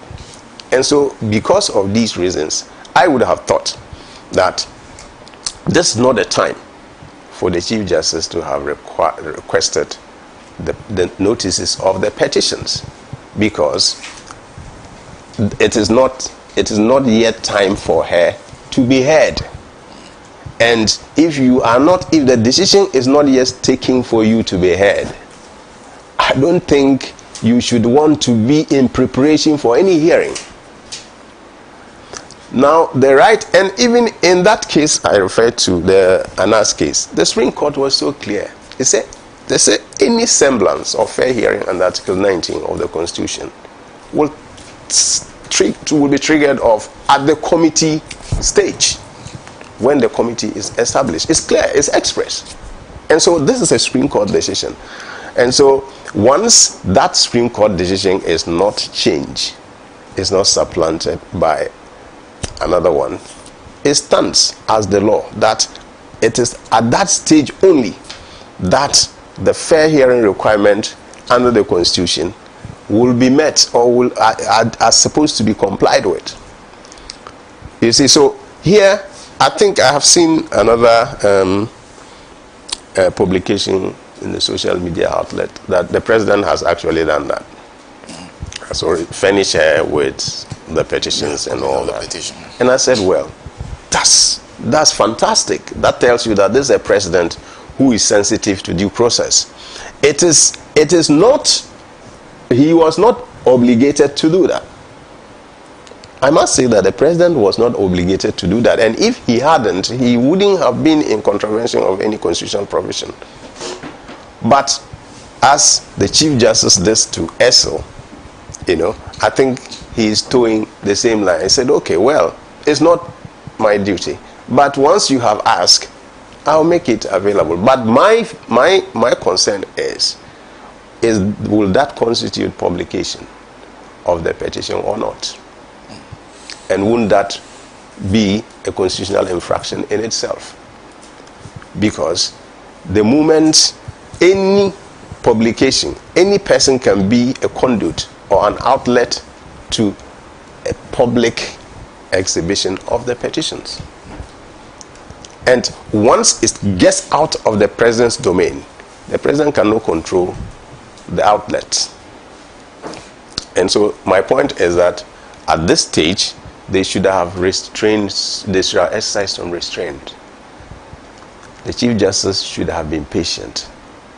Definitely, knowing that at the committee stage, she will be giving a hearing and she would appear with her counsel and all the evidence would be given to her for response. And another thing I want to say is that in the establishment of prima facie case, and I don't know how you would remember that in the previous administration, the petition was dealt with, a certain petition was dealt with on the grounds that one, well, it was published already, which is a constitutional infraction, okay, and that there were no evidence attached to it. Okay. I think moving forward, we have to look at how a petition of that nature should be drafted. In my opinion, I think it has to contain evidence for examination. Or the committee, whoever is establishing the prima facie case, should be calling for evidence from the petitioner. Because you see, prima facie case, unlike what we call reasonable cause of action, are two completely different things. Now, what if you claim to establish a prima facie case without evidence? What you have actually done is saying there is reasonable cause of action. Okay. Or otherwise, not that you have determined prima facie case. Without evidence, you can't determine prima facie case. Now, what is the difference? Now, if you say reasonable cause of action, as we say it in civil terms, you know, when somebody makes allegations against you, and those allegations are presumed to be proven or to be true, then the person's relief is founded against you until you put in your defense, not evidence. That at that point we say the person has established a reasonable cause of action. Now, if you would come to any determination of the need of defense without evidence, what you have done is to say that there is a reasonable cause of action, so bring your defense, your pleadings, and let's look at it before we even go to the trial stage where evidence will be taken. All right. Now, when you talk about prima facie case, as in the criminal process where it will warrant the filing of submission of no case because they think the accused person has no case to answer, there must be both allegations and evidence. Allegations and evidence. So the evidence will show that, okay, now if nothing is done, the request of the petitioner must be granted. Unless perhaps the Chief Justice now comes with stronger evidence to dispel the effect of what the petitioner has given. Now that is where we call. So, but we don't know the content of the petitions. And I think it is for us to decide going forward. But whatever it is, petition is a petition. It shouldn't contain evidence as a matter of law.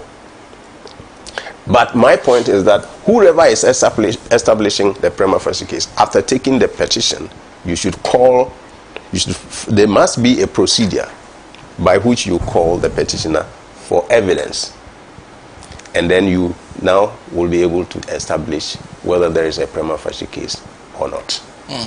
Thank you. Thank you very much. Very interesting. It's just that when you're even reading through the Chief Justice's own letter to the President, you see a point where she's saying, I've handled this process before. And the way I handled it is that when I'm establishing the prima facie case, I give the person who's been accused the opportunity to be heard. So I think that using my own process, you should use my process. and give me the opportunity to get. That's it.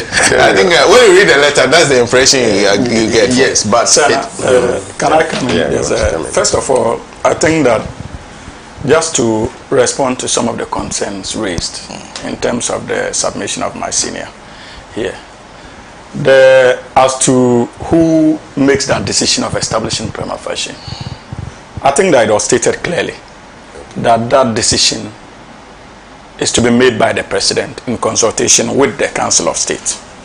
And if you permit me just to read excerpts, that Ibar says the prima facie determination is to be made by the president in consultation with the Council of State.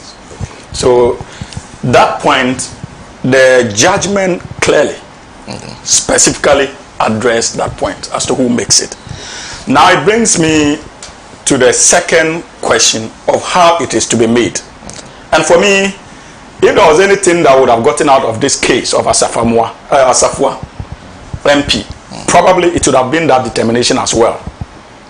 Because in actual sense, even if you look at clause 3, article 146, even though reference is made to the establishment of prima facie, we really have never had the opportunity in our jurisprudence to reach the conclusion as to how to make that determination.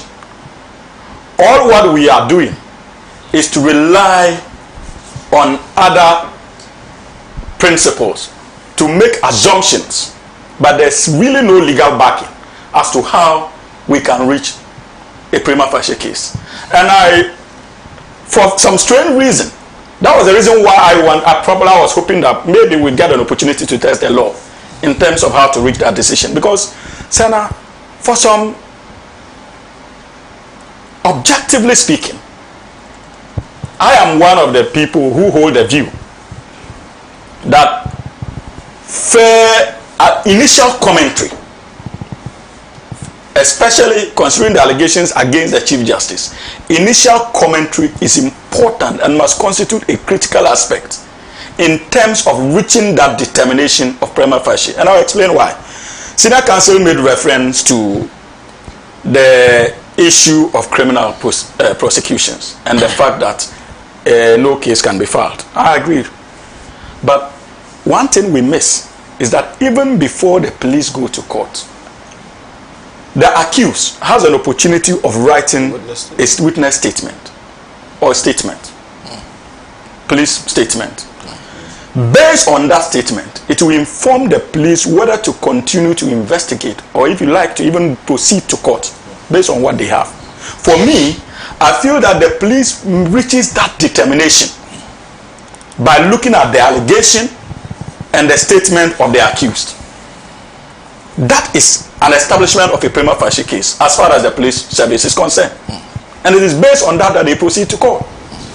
When it is submitted or presented before a judge, and the defense, after listening to the prosecution side, decides to file a submission of no case, they adduce evidence to demonstrate why they feel that no case has been made out for them to answer. It is these two sides that the judge may consider in actually reaching a determination of whether indeed there is a case to answer or not to answer. So again, in reaching whether there has been a prima facie case that warrants further investigation, the judge gets the opportunity to listen to both sides. Okay. If the judge says no to it, then you proceed to full trial, where the defense would have an opportunity to present its elaborate defense. It is true that the judge on his own can reach a decision that, look, you have not met the evidence threshold, the prosecution, for you to be able, for me to continue with the case. But remember that all that decision would have been made with due reference to the statement made by the accused when he was before the police. Okay. Having said that, it is on the basis of that I believe, and I find absolutely nothing wrong in the decision of the president to give her the opportunity to respond.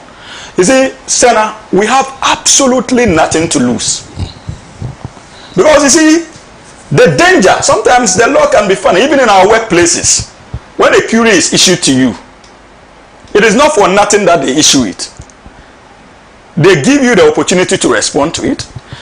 Then the assessor, or the one who will evaluate your response, if he deems it appropriate to go on to further investigate, then they go ahead. Your response might end it. And the person will conclude that, look, the prima facie has not been established for us to even go further. We drop it. And when we are talking about the Chief Justice of the Republic of Ghana, because of the issue of separation of powers and independence, I do not think that it serves any of us if we conclude that in the establishment of a prima facie, it is not necessary to have an initial comment. That would be a dangerous precedent. I hold a view. I know that there are many people, even in my political party, who are lawyers, who do not disagree with that view, who just feel like, look, the president is not entitled. I feel that it should be a crucial part of the whole process. Okay. Because anybody at all can wake up and put a bunch of convincing allegations together and proceed to present it before the president, and a president minded to pursue political agenda would conclude in saying that, look, I have established a prima facie case against you. Today the NDC is in power. Tomorrow it could be any other political party. Okay. So we must have standards that we must seek to jealously guard.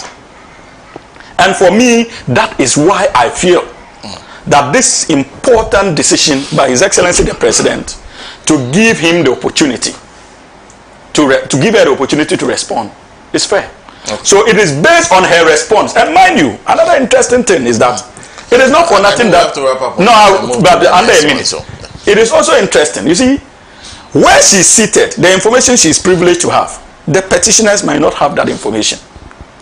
The evidence that she can bring aboard in her response, the petitioners may not have access to that evidence. Because remember, she's a Chief Justice. So they may be able to put up a petition based on what they have heard or what they have experienced. But a chunk of the documentation might be in her bosom. In her response, she might think that she is presenting hardcore evidence to rebut their proposal, because she would make evidence available in her initial response. It is that evidence, probably a scrutiny of that evidence, that would convince the President and the Council of State that there is the need for me to look into these issues further, which would have led to a beautiful establishment of the prima facie. So that is my view on it. Yes, it is not supported by any jurisprudence at this stage, largely because we don't have a determination by our courts saying that this should be the standard. But I think that it is in our interest for us to have such fair tests. Okay, thank you. Thank you. Okay. If I can correct my brother, I like the zeal. But you see, in the criminal process, an accused person is not under a duty to even file a witness statement. If he does so, it's onerous. Now I'm talking about the police statement. Yes, but the police or the prosecution is always under a duty to prove beyond reasonable doubt of the guilt of the accused person. That's number one. Now, number two, the witness statement itself does not constitute evidence until it is submitted under oath. So the fact that it is submitted is not giving evidence contrary to what the prosecution is putting in, you see. And so I use that to explain the distinction. I just use that to explain the distinction between what we mean by prima facie case and reasonable course of action. Yeah, okay. Thank you. We'll move to the next issue shortly. It also still relates to matters in courts. The Kobna Eduwahin, quite an interesting case. If you listen to it for the first time, and the allegations from Yoko, what their investigations have established thus far, you forget yourself, maybe open your mouth and be shocked at exactly what happened and the things that have been communicated. But Atachian, from all my sources at Yoko, they tell me that he was never a lawyer from the very beginning. They knew a different lawyer.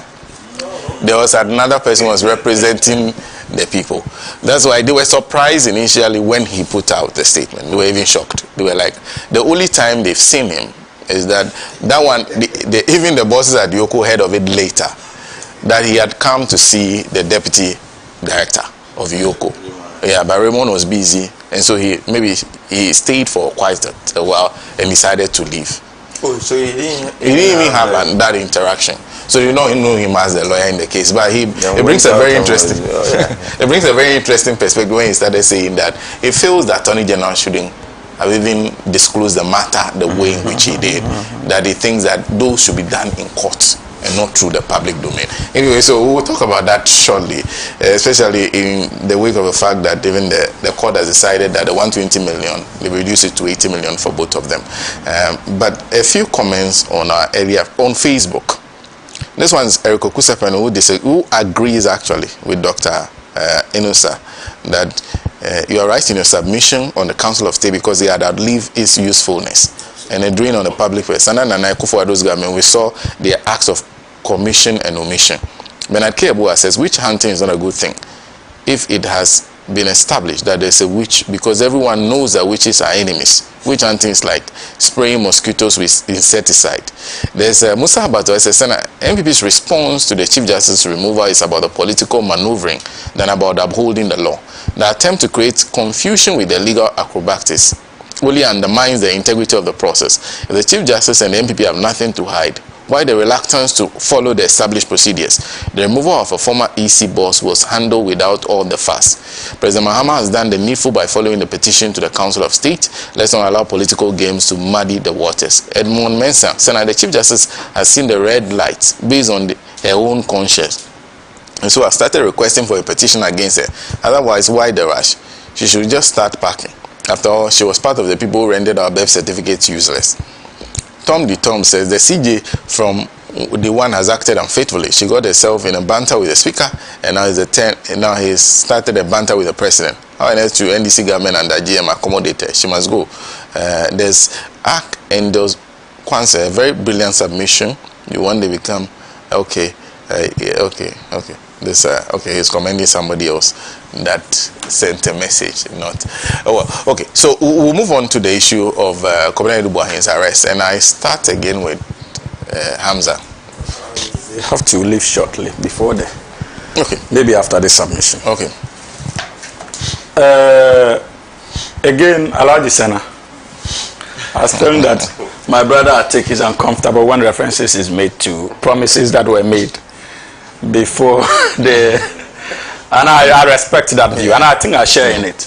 But the overarching principle is that whichever way you look at it, the people demanded accountability through the last election. They were fed up. Their quest for accountability had implications on almost every sector of our national life. And that is why I made the point that His Excellency President Mahama, as president, cannot even stand on the way of the people's demand for accountability, because it could result in his own presidency being questioned. And if you are not careful, may God forbid, the people may rise up against his presidency as well. And I still believe that it is in the spirit of fulfilling that mandate that the people on daily basis wake up expecting to hear, that the government they have elected into office to demand accountability and to ensure that we nip corruption in the bud is actually living up to expectation. But you see, if you look at these cases, from Edu Buahini to the $2 million SkyTrain and to the National Service scandal, one thing is in common: the reckless handling of the national purse, considering the volumes involved. And I have always said that it appears that under the last administration, this country was reduced, the public purse of this country was reduced to an illegal mining site where political appointees woke up on daily basis, engaged in the illegal mining of our meager resources for their personal comfort. That appeared to be sanctioned, unfortunately, by the executive. Why do I say so? Because even if a minister of state is accused of corruption and it's been taken through the processes of investigation, and the number one gentleman of the land, or ought to be gentleman of the land, decides to write a love letter expressing absolute confidence that such an appointee would come out clean. It tells you the kind of system we have.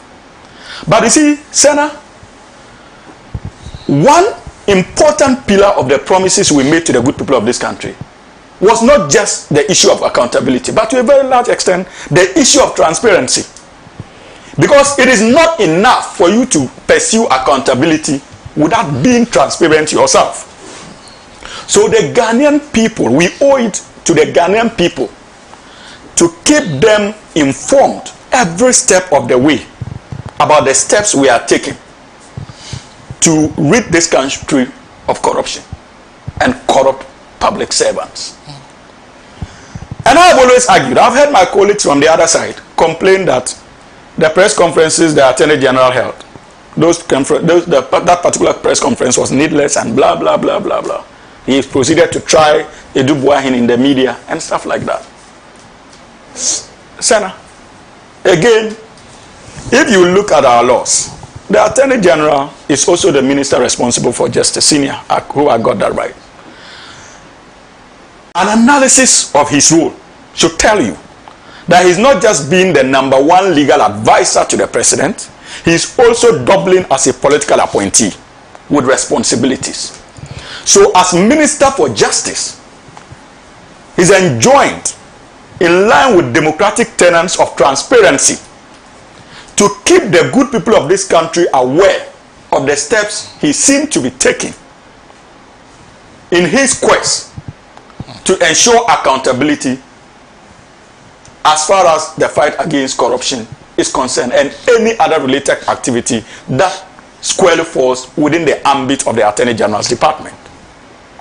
But it appears our colleagues are of the view that because he's Attorney General, he should neglect his duties as Minister for Justice, which is political in nature, by keeping the people informed as to the activities that the Ministry of Justice is engaged in our collective interest.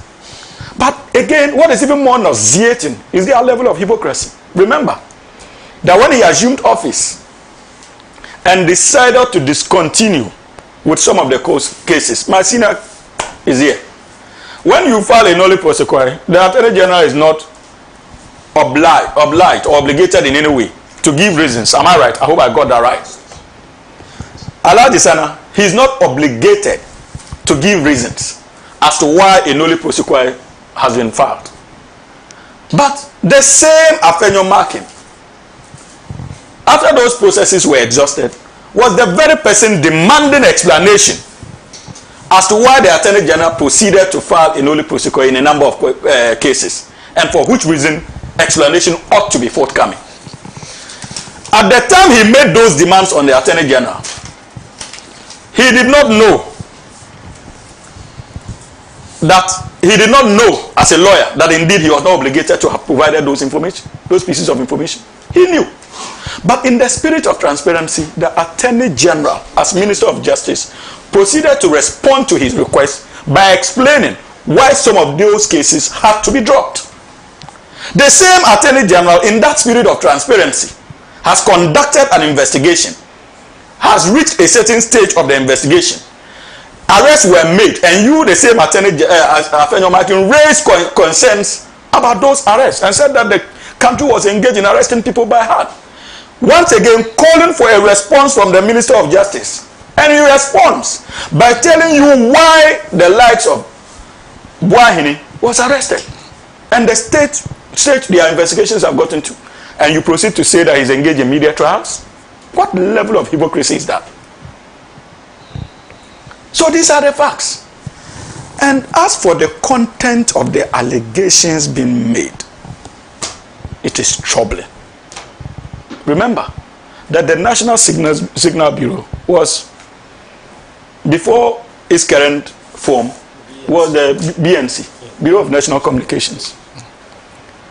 Then you have a director of the Bureau deciding at the comfort of his house to clone the former BNC to make it look as though any other activity related to it still has the semblance of the previous BNC.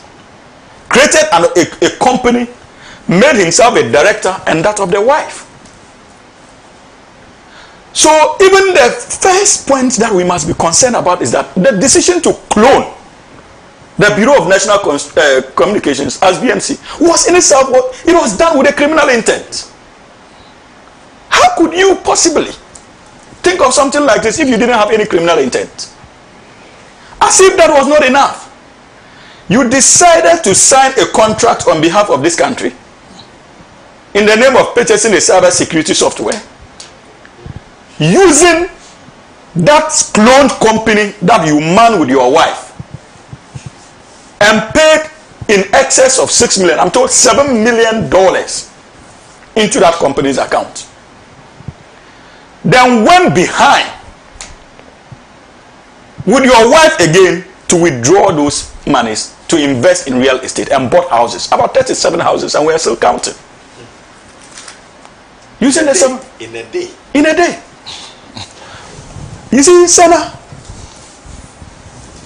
are you therefore surprised when President Mahama couldn't help but conclude that this country was being run as an economic crime scene? Was an economic crime scene? Because this is just a tip of the iceberg. We are told by the Attorney General. These were the things happening in this country. And when I read the response, the media response of his counsel, I was shocked. Interestingly, they decided to respond to every other issue about the arrest, but failed to deny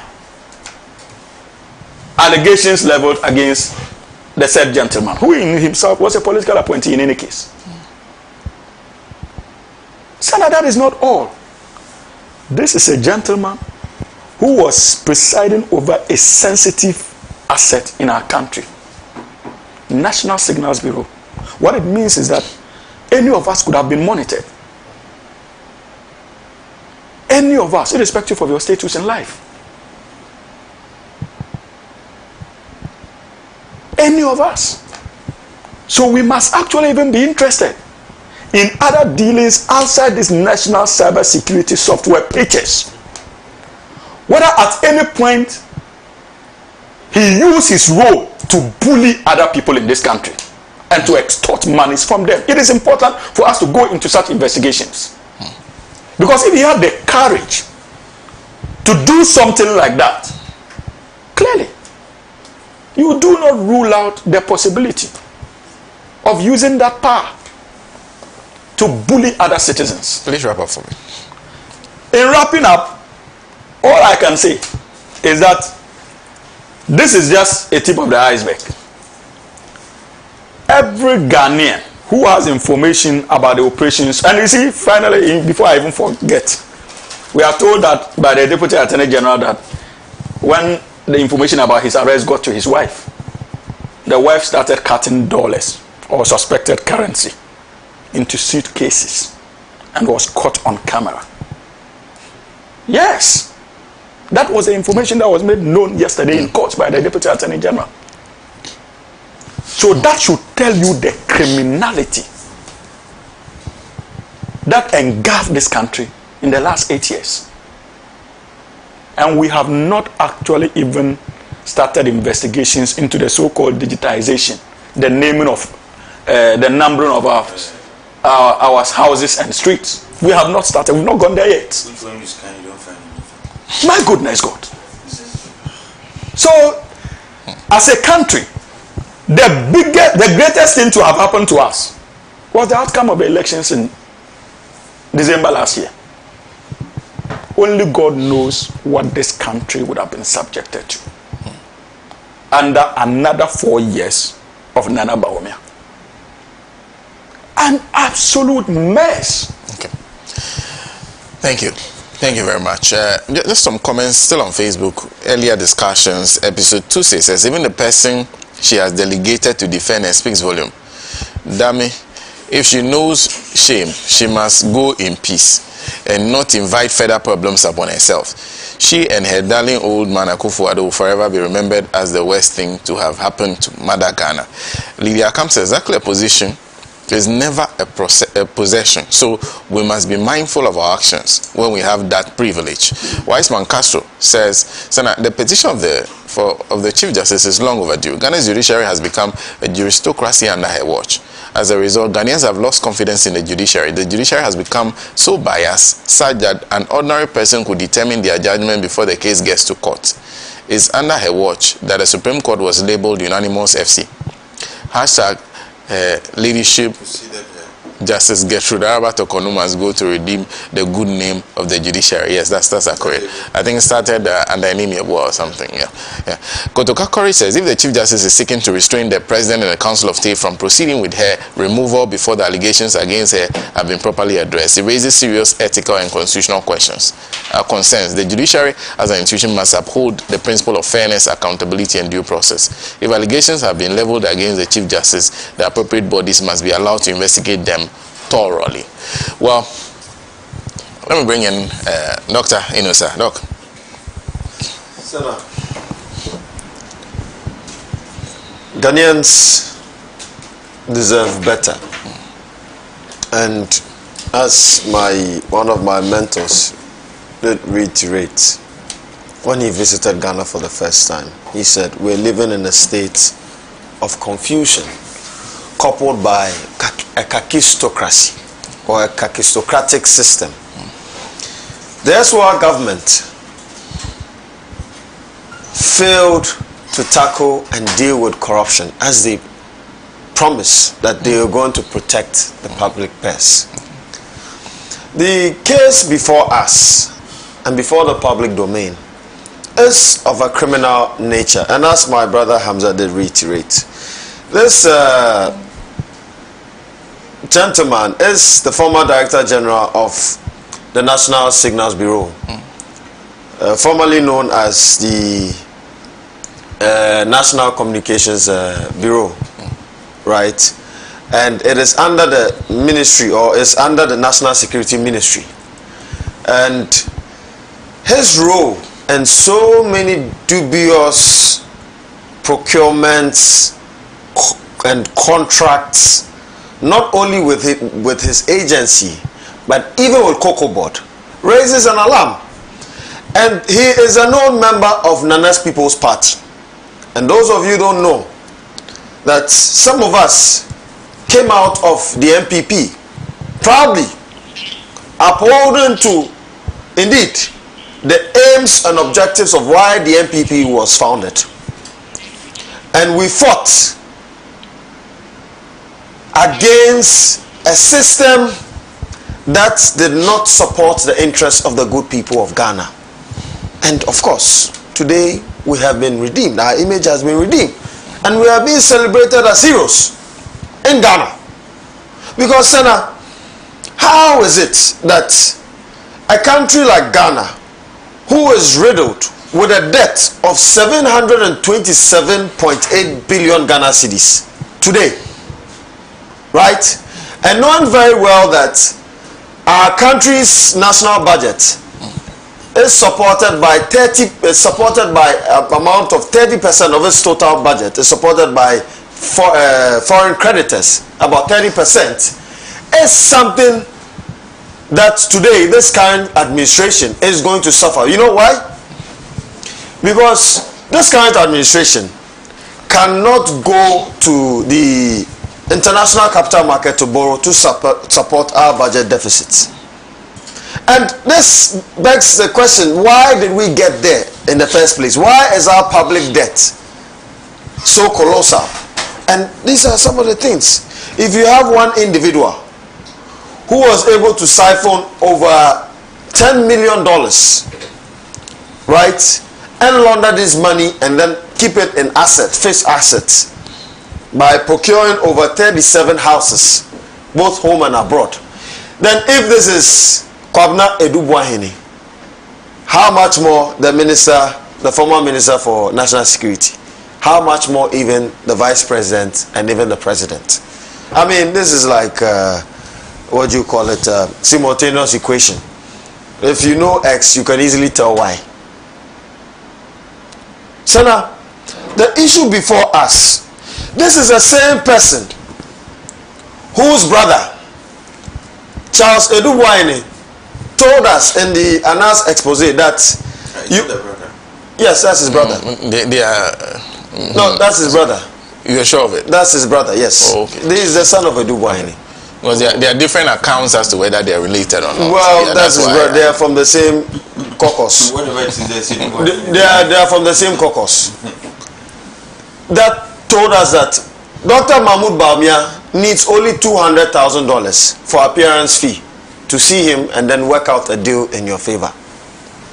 And surprisingly, and I mean looking at, and council is here and we can be guided by that, anytime you want to register a business, right, in Ghana, there is a name search first done. That's BNC. He registered the company, those initials. How did the Registrar General's department accept that? Did they go into it? And what was his explanation to that BNC? We need to look into that to be able to establish that criminal element. Do you understand? Of he registering that company to siphon funds from the state. It has to be looked at, and we need to investigate the merits of this. Then, I mean, under Article 284 of the 1992 Constitution, any public office holder has to conduct himself in a way that his duties within his public polity does not conflict with his personal interests. Right? And of course, this issue has been caught up with, I would say, some form of conflict of interest. Issues of conflict of interest. Because how is it that you are a director of a state department? You are given the mandate to negotiate on behalf of the state to procure a software to enhance our cyber security in this country and protect all of us as Ghanaians. And then you register another company, right, that benefits from the 7 million deal with the Israeli company called ISC. I mean, this is a contravention to the 1992 Constitution, and so he has indeed been found liable here. This is a person who, again, registered 10 different companies under the umbrella of Advantage Solutions Limited. And these companies were used to get numerous contracts from various government agencies. And so, Sena, this begs a point. Since the inception of our Fourth Republic, we have been seeing series of colossal corrupt scandals in this country against the interests of the people of Ghana, and nothing has been done about it. Let's list it from 1992 to date. All the corrupt scandals and clear evidence of corruption against office holders.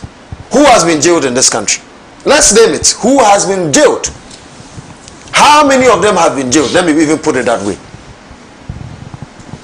And you look at the provisions of the Office of the Special Prosecutor, and that is why we are calling for some form of reforms, constitutional reforms, right, that would relinquish the duty of the Office of the Special Prosecutor from the Office of the Attorney General. Because if you have under Article 88, the President appointing the Attorney General, and you deriving powers, the OSP deriving powers from the Attorney General, of course then there will be some form of political interference, and there's a precedent already set by the SWA government where the Honorable Martin Amidou was frustrated with the executive because they tried to influence his duty as the OSP then, and he named the former president the mother serpent of what? Corruption. And so going forward, we need to look at how we can amend our laws and the Constitution. Again, this is in line with problems and flaws in the Constitution, because now the OSP would have to take up this matter, even though the Attorney General would also take up this matter. But this critical matter should be taken up by the OSP as well, right? But people will then say that this is then a political vendetta because then it's the NDC government that is in power, and They are prosecuting him because he's an MPP person and play politics with it. But then if we're able to have an independent body that seeks to fight corruption, just as the OSP has been brought into our laws, right? Then the OSP can then have that mandate to deal with this person in an apolitical manner. Because then, of course, Dr. Ayini is appointed by President Mahama. The argument out there is that President Mahama might influence Dr. Ayini's actions on who to prosecute and who not to prosecute. But then there's neither here nor there. The facts of the matter is clear.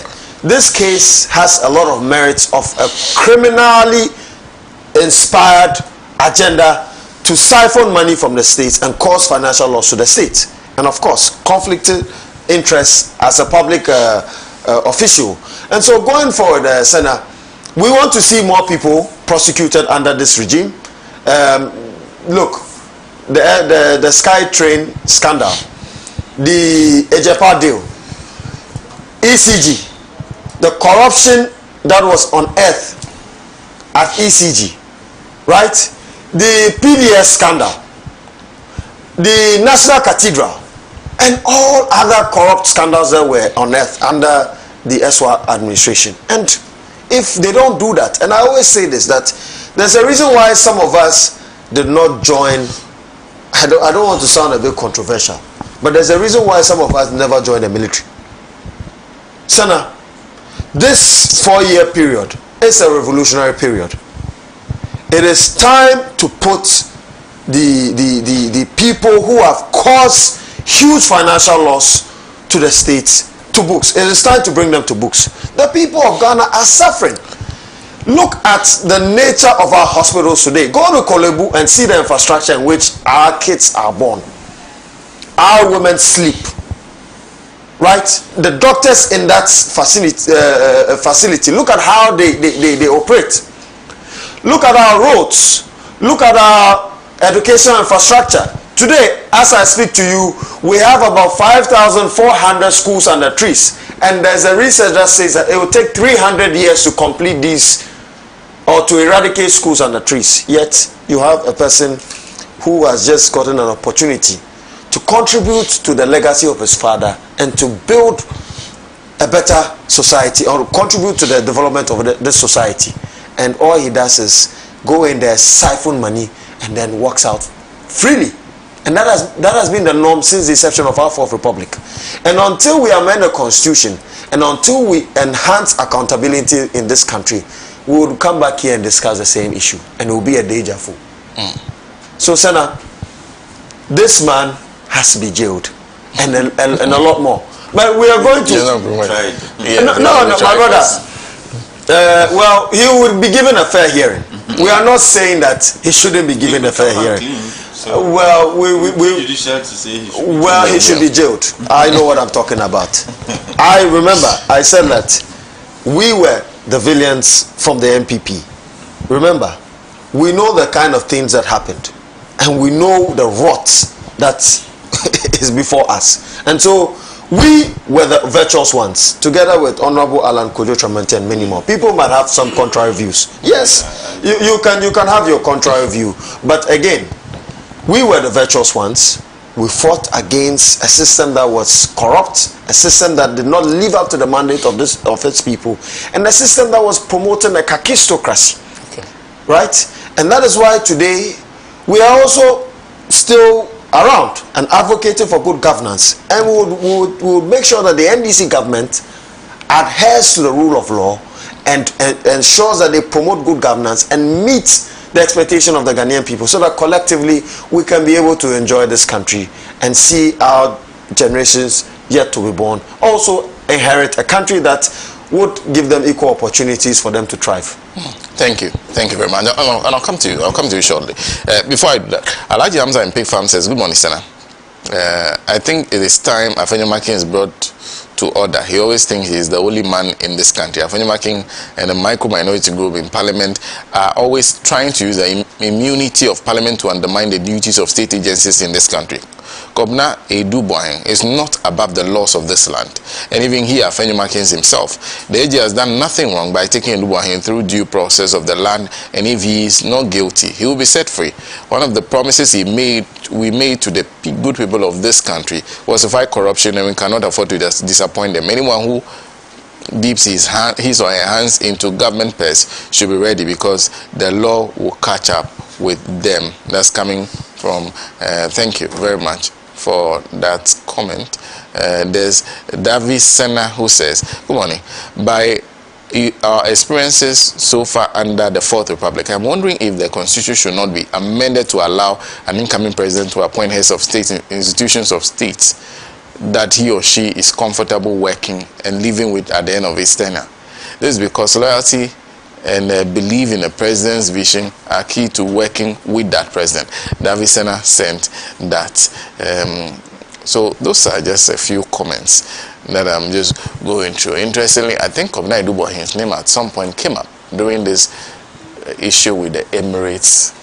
Yes, I think his name did come up. Change of name and all. No. Like he was involved. The kidnapping. Like his name came up as being involved. Yeah. Yes, and my good friend, like the good.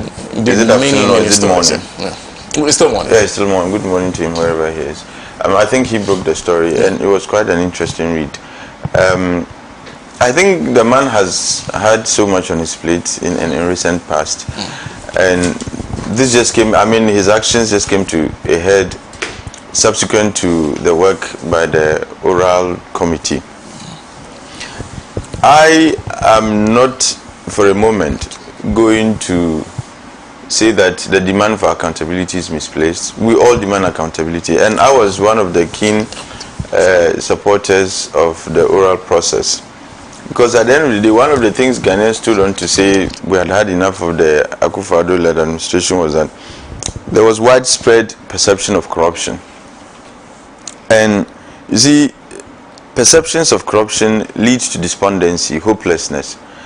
And once a people feel that, look, we no longer can be hopeful in our own country, the expectation is that whoever is coming to replace the exiting arrangement, political arrangement, should be able to do so much to change the views of people about the way governance is done or the way people handle public offices.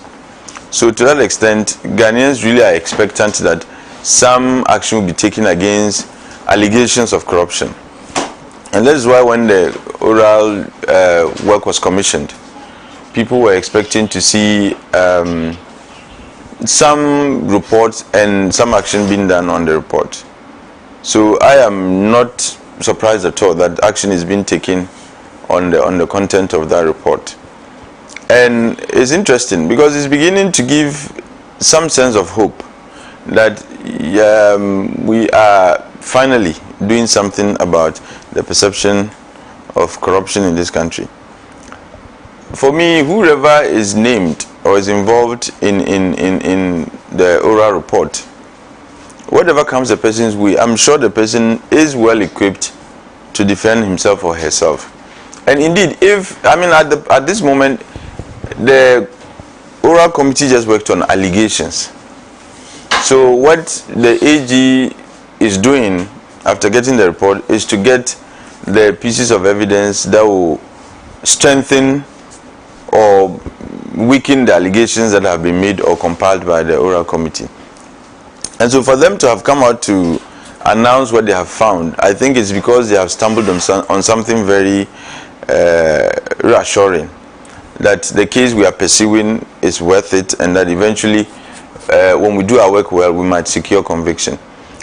I do not have issues with the Attorney General sharing with us what they have done so far, but I would have expected that the work should have gotten to such a point that you have the complete complement of your evidence, and that after sharing what you have done with us, you're proceeding to court. The evidence collection is not complete, the investigation is not done, so sharing with us half-baked updates for me can only give signals to people you are investigating to take some actions that would ensure that you don't get the full complement of the evidence, you need to proceed to court. It is good transparency. It is in the interest of transparency that he shares with us the things they are doing. But I would have expected that after sharing with us, then you are ready to proceed to court. But he gave the indication that they are still on it, and that after they are done, they will proceed to court. So, in a sense, the evidence is incomplete, and that could be problematic going forward.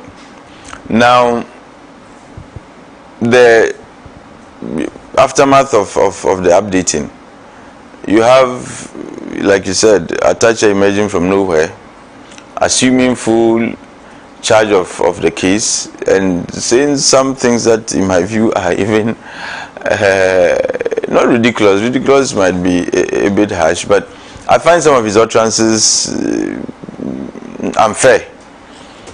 He's gone as far as saying that, the Attorney General, or creating the impression that the Attorney General is unfit to meet him in court, and that what he's doing is just grandstanding, and that if he's sure of his case, he should meet him in court and so on.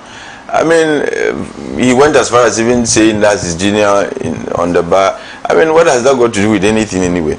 And as it stands now, he's the leader of the bar. If is that not correct? Yes. So you could have been called years before he was called, but he's now the leader of the bar. So I think he deserves some respect from Atacha. And if anybody at all should be ready to appear in court, it should be he, because the Attorney General has come up to give us an indication of what he has. If you want to defend your client, I'm sure the work is on you to make sure that when you appear in court, you secure the freedom of your client. But there in the Attorney General that he should meet you in court, eventually, that is where this is heading. Eventually, he's going to appear in court. He cannot,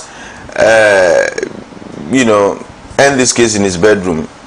The eventual destination is the court. So if anybody has to prepare to appear in court, it should be he who is purporting to represent the accused. Now, what we are seeing also exposes the extent to which the country was on a cruise control under the erstwhile administration. Everybody was on his own. There didn't seem to be so much supervision. Otherwise, I do not think that if we had enough checks in place, a CEO would have the luxury, the time, and if you wish, the ability to plan and execute the kinds of things we are being told he's engaged in. At this point, nobody is saying he's guilty of anything, but the information we have is very is very scary, in the sense that you could go form a company and use that company to get monies being paid into it for your personal, I think it's a bit problematic, and it's just because it's a micro reflection of the bigger picture we had in the last administration. Nobody seemed to be in charge of anything, and when issues were even raised before the president, he couldn't be bothered. And once you have such a situation, everybody else working for and in your name assumes that, well, the president couldn't be bothered. Let me handle the sector the way I see fit, and if I have to profit even criminally from it, let me proceed. After all, there's nobody checking on me and nobody to find out what I'm doing. And that is what we have seen, and I think we would find many more of these instances in the coming days. Like I said, Ghana needed redemption. The election went in a certain manner that spoke volumes, and I say that the way the election went was not a verdict on the candidature of the MPP's candidate. It was a verdict on Akufo-Addo. There's no debate about that. And the verdict on his administration was that nobody was in charge. People were allowed to criminally run enterprises in this country. That is all it was. So Bawumia was merely a victim of the actions and inactions of his boss.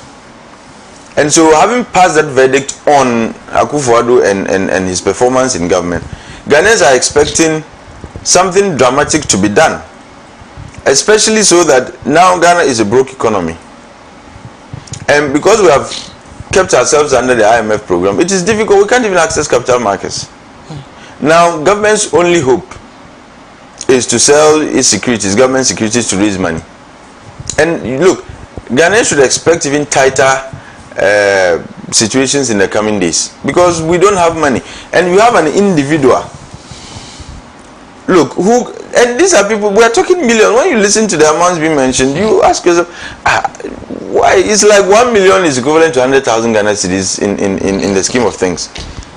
So, and if this is just one minor sector, imagine how many more went on, how many more we are going to discover. And if you were to do on the back of envelope calculation of how much we lost to some of these underhand dealings, you'll be shocked. And it tells you that Ghana really lost a lot of money to acts that were not allowed by law. And we need to recover all these things. So for me, I support the pursuit of these cases. Like I said, I would have wished we had the Attorney General presenting to us a completed investigation report, and then on the basis of which he then assures us that he's proceeding to court and so on. But, well, I don't know, maybe he has his own strategy. My fear is people can always go to block the discovery of further evidence if they know that you are onto them and what have you. This is not the only one that is scary. The National Service one is even deadlier. If you listen to the amounts allegedly involved, you ask yourself, how are these people able to... Look, for some of us, you give me 100 million Ghana cedis and you have just bought depression for me. And people are comfortable to handle these huge sums of money from the state, and they don't lose a sleep over it. That is how much people were emboldened to engage in the enterprise of corruption. And for me, we should make it as much distasteful as we possibly can, because if people find that it is profitable to be engaged in corrupt practices, that is when you would have more and more people getting engaged in it. But if they find that if I do this, I'm going to end up like any one of these people who are now under investigations, I'm sure it would minimize. You cannot completely root out corruption, but at least we can minimize the involvement of people in that enterprise. But you see, I am happy that apart from a few, let me be quick to add that, apart from a few people in the MPP who are making it look as if this is an attack on the entity MPP, majority of the people are just watching. Because some of them actually share the frustration some of us had with respect to the way people were perceived to be corrupt. So they are telling themselves, we are never going to get involved in the fight of anybody who I do not know, who when the person was looting, I was not involved, and when he was enjoying his loot, I was not involved. Let the person fight his own fight out. If he's clean, the laws will allow him. He will walk free from our courts. But if the person is guilty, let the law deal with such a person. I think this is the kind of mindset the generality of people involved in politics need to have. That when people are called out to account for their stewardship, we should not be in the way of the law. Allow the law to deal with them, so that if they are clean or innocent, the law will let them go. I am, with some exceptions, for the most part, I think that the law, does not, how shall I put this? The law does not get people guilty when indeed they are not. You can say there are few instances where people suffer miscarriage of justice or travesty of justice, but for the most part, if you are clean, the law will allow you to walk free. But if you are not, you can be sure that your sleeping place is going to change. And politicians or everybody involved in politics must begin to appreciate that this is the only corporation we all are shareholders of. Some cannot be more shareholders than others, so that they assume that they have, because they have more shares than the rest of us, they can dip their hands into our common resources, take as much as they want and walk away freely. I mean, people must begin to appreciate that. And I'm happy. Now, you hardly find, in the past, anytime a political appointee or a former political appointee was invited even for investigation, foot soldiers would flood the police station or the investigation point. But now, all they do is, if the person is, all they say is if he's free, if he's innocent, he would walk free. That is the kind of mindset we need to deepen in our people who are involved in politics or people who follow politics. Otherwise, those who assume because they are given responsibilities in government, they are more Ghanaian than the rest of us, and for which reason they are entitled to dip their hands in our common resources. I think that needs to come to an end, and this is the way to do it.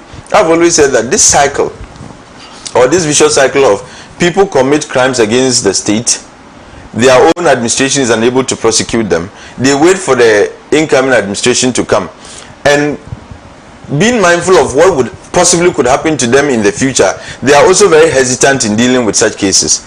I've always said that vicious cycle has to end at some point, and I think this bold initiative by the president to cause investigations to be done into these allegations, and where there is merit, prosecution, being done, I think it's a way to set the path for whoever is coming after him, that look, I did not sleep on the responsibility given to me by Ghanaians to investigate these cases.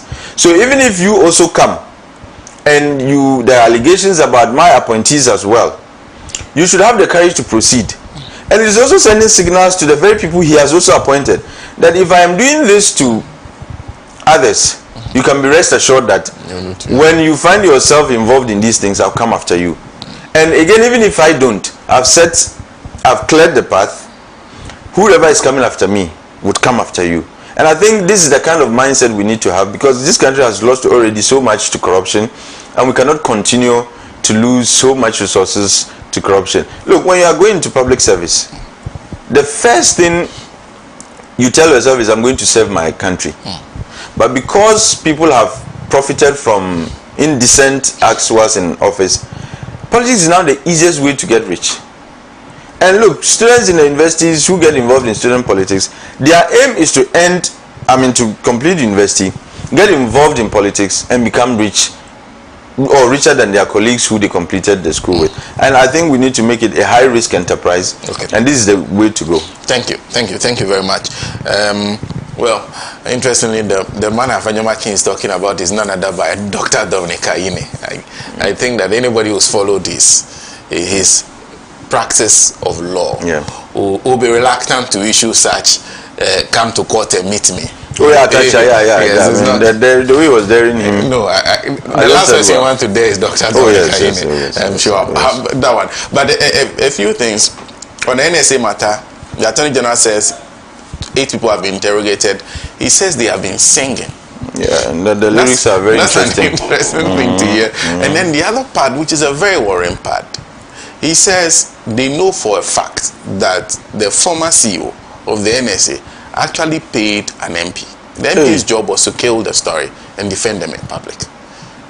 All that was said on that. Yeah, I heard that. And that's even another level. Yes, that's quite interesting. But,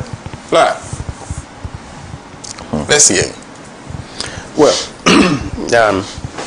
my brother has spoken extensively and quite well. Corruption, we all know, has taken too much from us. And quite recently, a few good African leaders is exposing our predicament so badly, because they make an erstwhile country, which is either a war-torn or arid, into a very blossom country without the resources we have, which is telling that if we could channel our resources, if we could get all our monies into our so-called consolidated fund and use it properly, we would have been living like princes and princesses. Having said that, so the impact of corruption actually is huge. It's bigger than many of us might have thought. And so any fight against corruption is something everybody must support. And I am very, very happy about public participation this time in the context of the oral committee. You could see that the public itself is moving from their perception of corruption to real participation in fight against corruption. And I was also happy that that platform was created and an opportunity was given for the public to give such pieces of information about corruption on which the Attorney General is now proceeding. But having said that, now you would see that my brother mentioned something about the cycle of political fight against corruption. That one will wait until the other comes to fight the corruption that occurred in his reign. That I find really unfortunate. Can you imagine that all the things that the Attorney General of today or the law enforcers are uncovering today were in existence when the Attorney General, the former Attorney General, was pursuing other cases like the one against Atoforsi? I mean, for just compare the two and the aggression and passion with which it was being done. Meanwhile, the same things, and I don't want to believe that all these things were going on and were on the blind side of the Attorney General then. All right, and so for me, but I think to some extent this current government contributed to that. You know, it is in our interest for there to be the cycle of vendetta between the two political parties over corruption fight than for them to collaborate. All right, and you would notice that in Kufuor's government, in his zero tolerance declaration against corruption, he had done a lot, though it was not against his own. You know, we know that it was under President Kufuor that Kwame Peprey went to jail.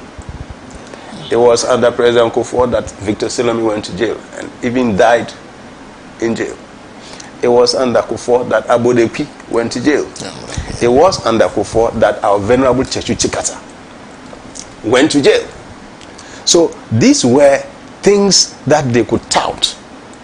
In fact, if we talk today that which of the two parties have some evidence in our criminal record to refer to the other as corrupt, it will be the MPP against the NDC, because they have it in the record that some members of the NDC have gone to jail. Now, but at the end of Kufuor's reign, we could see that a lot of perception corruptions were rife. Corruption was rife, and people knew that there was corruption. But the government that came after Kufuor decided to sleep on it. And that's what many people refer to as the father for all concept of the NDC as well, NDC government. I think that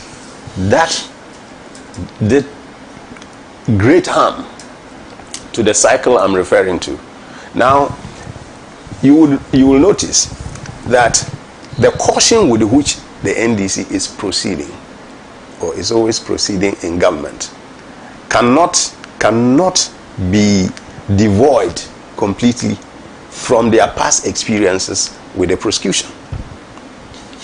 Now, if you come and you decide to allow another corrupt group of politicians to go scot-free, now what it communicates is that they can always do it and go away with it. And the unfortunate thing is that we had, in addition to that, a new crop of the MPP government. And you could see that most of the findings of corruption and corruption-related offenses that are coming up look really naive. You will think that how can a public officer think that this cannot come up? The state will not find this up later. So you could see that it was impunity and naivety even in the commission of the offenses. Why? Because none of them, you could see majority of the people in that government never experienced government. And they noticed also that the previous government had people who probably might have engaged in those things and went away with it. And that is how come we have this level of impunity. So for me, I think the current zeal and passion for fight against corruption is in order, and I think the crescendo should keep increasing. Now I'll talk about the public sentiment, talk about responses or allegations from the other side about this fight, and decision of the Attorney General to communicate its findings to the public. I think one thing is being missed in all that conundrum. If you look at the Constitution very well, you know, the people own the Constitution. And whatever is in the Constitution is what the people have adopted for themselves. Okay. Now, any other law is seeking to make implementation of the Constitution easier. Why am I beginning from there? If you look at Article 21F, it makes it possible, it makes it mandatory for people to have information. This is a fundamental human right, that they must have information. That's number one.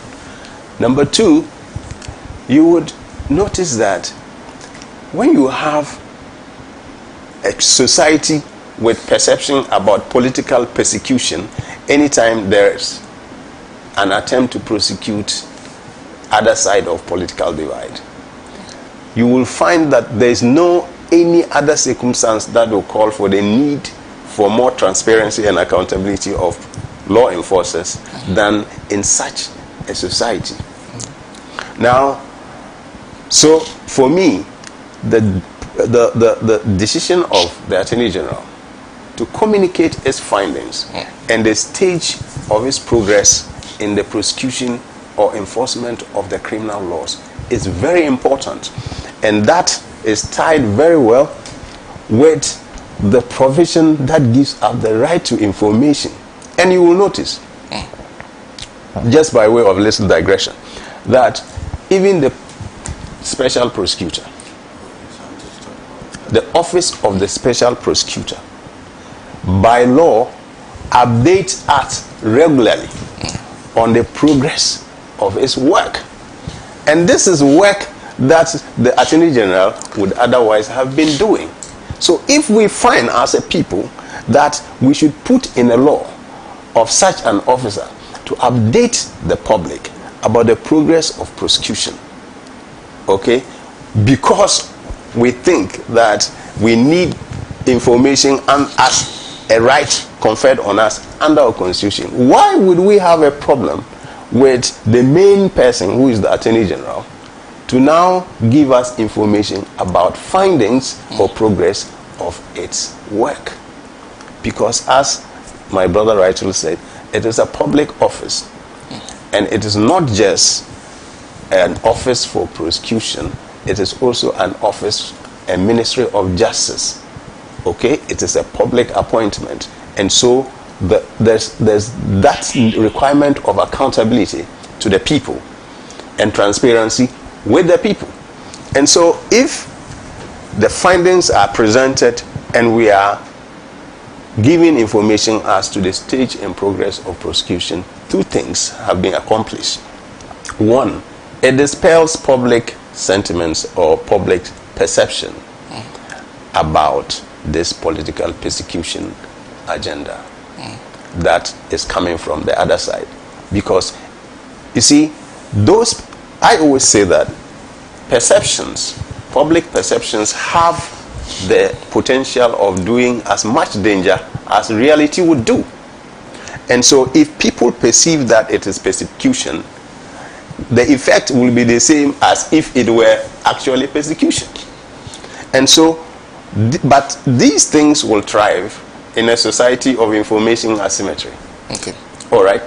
So if the public is unaware of why someone is arrested, the public is unaware of why someone's home has been searched, the public is unaware why someone is invited for investigation, and there is this aura or air of allegations of public political persecution, I think it will not be good for that So for the Attorney General, it looks a bit novel, but I think it is in the right direction in the interest of accountability and transparency in the work of the Attorney General, that it should update us just as the special prosecutor is required under law to do, for the people to understand, especially with the recent increase in the interest of the public in fight against corruption.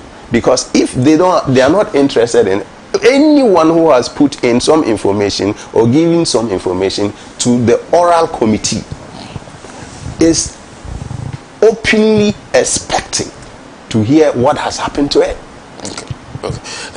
I'm being told that I'm running on extra time, so can they wrap up? Okay, so for me, I think the update is in order.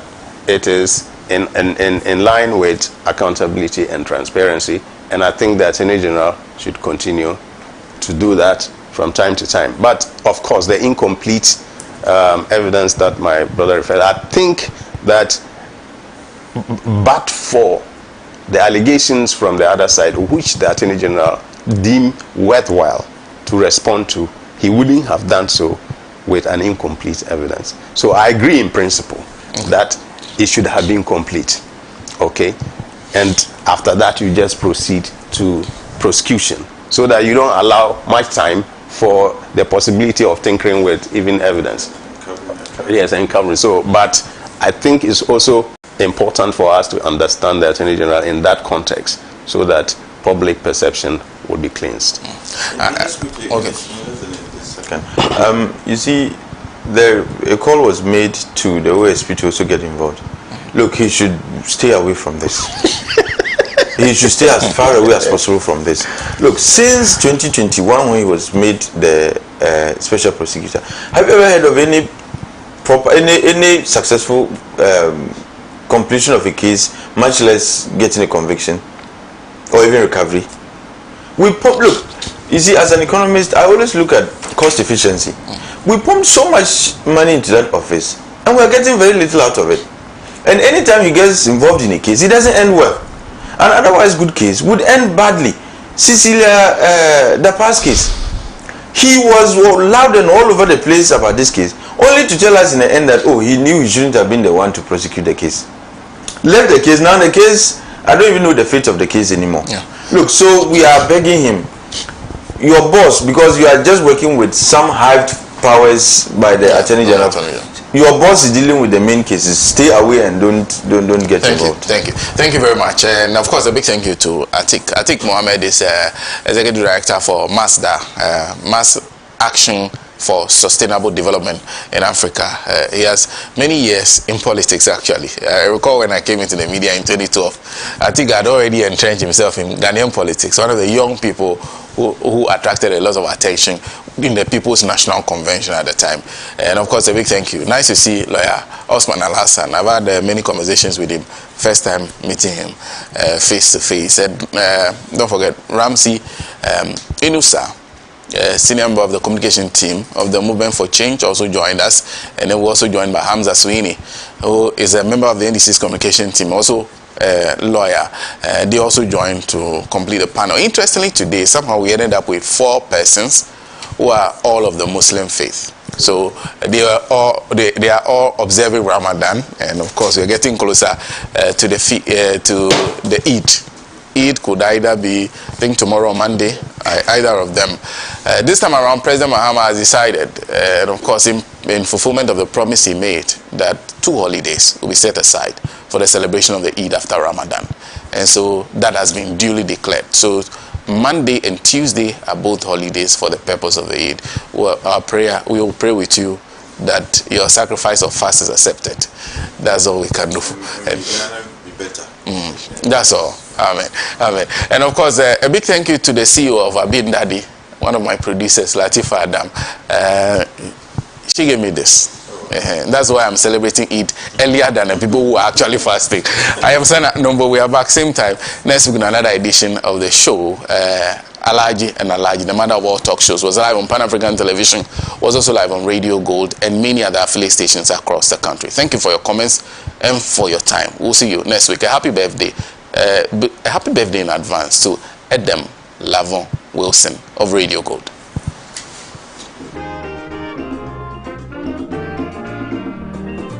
He has labored, he has suffered to lead his people into the land of freedom. He is the Redeemer. He has labored,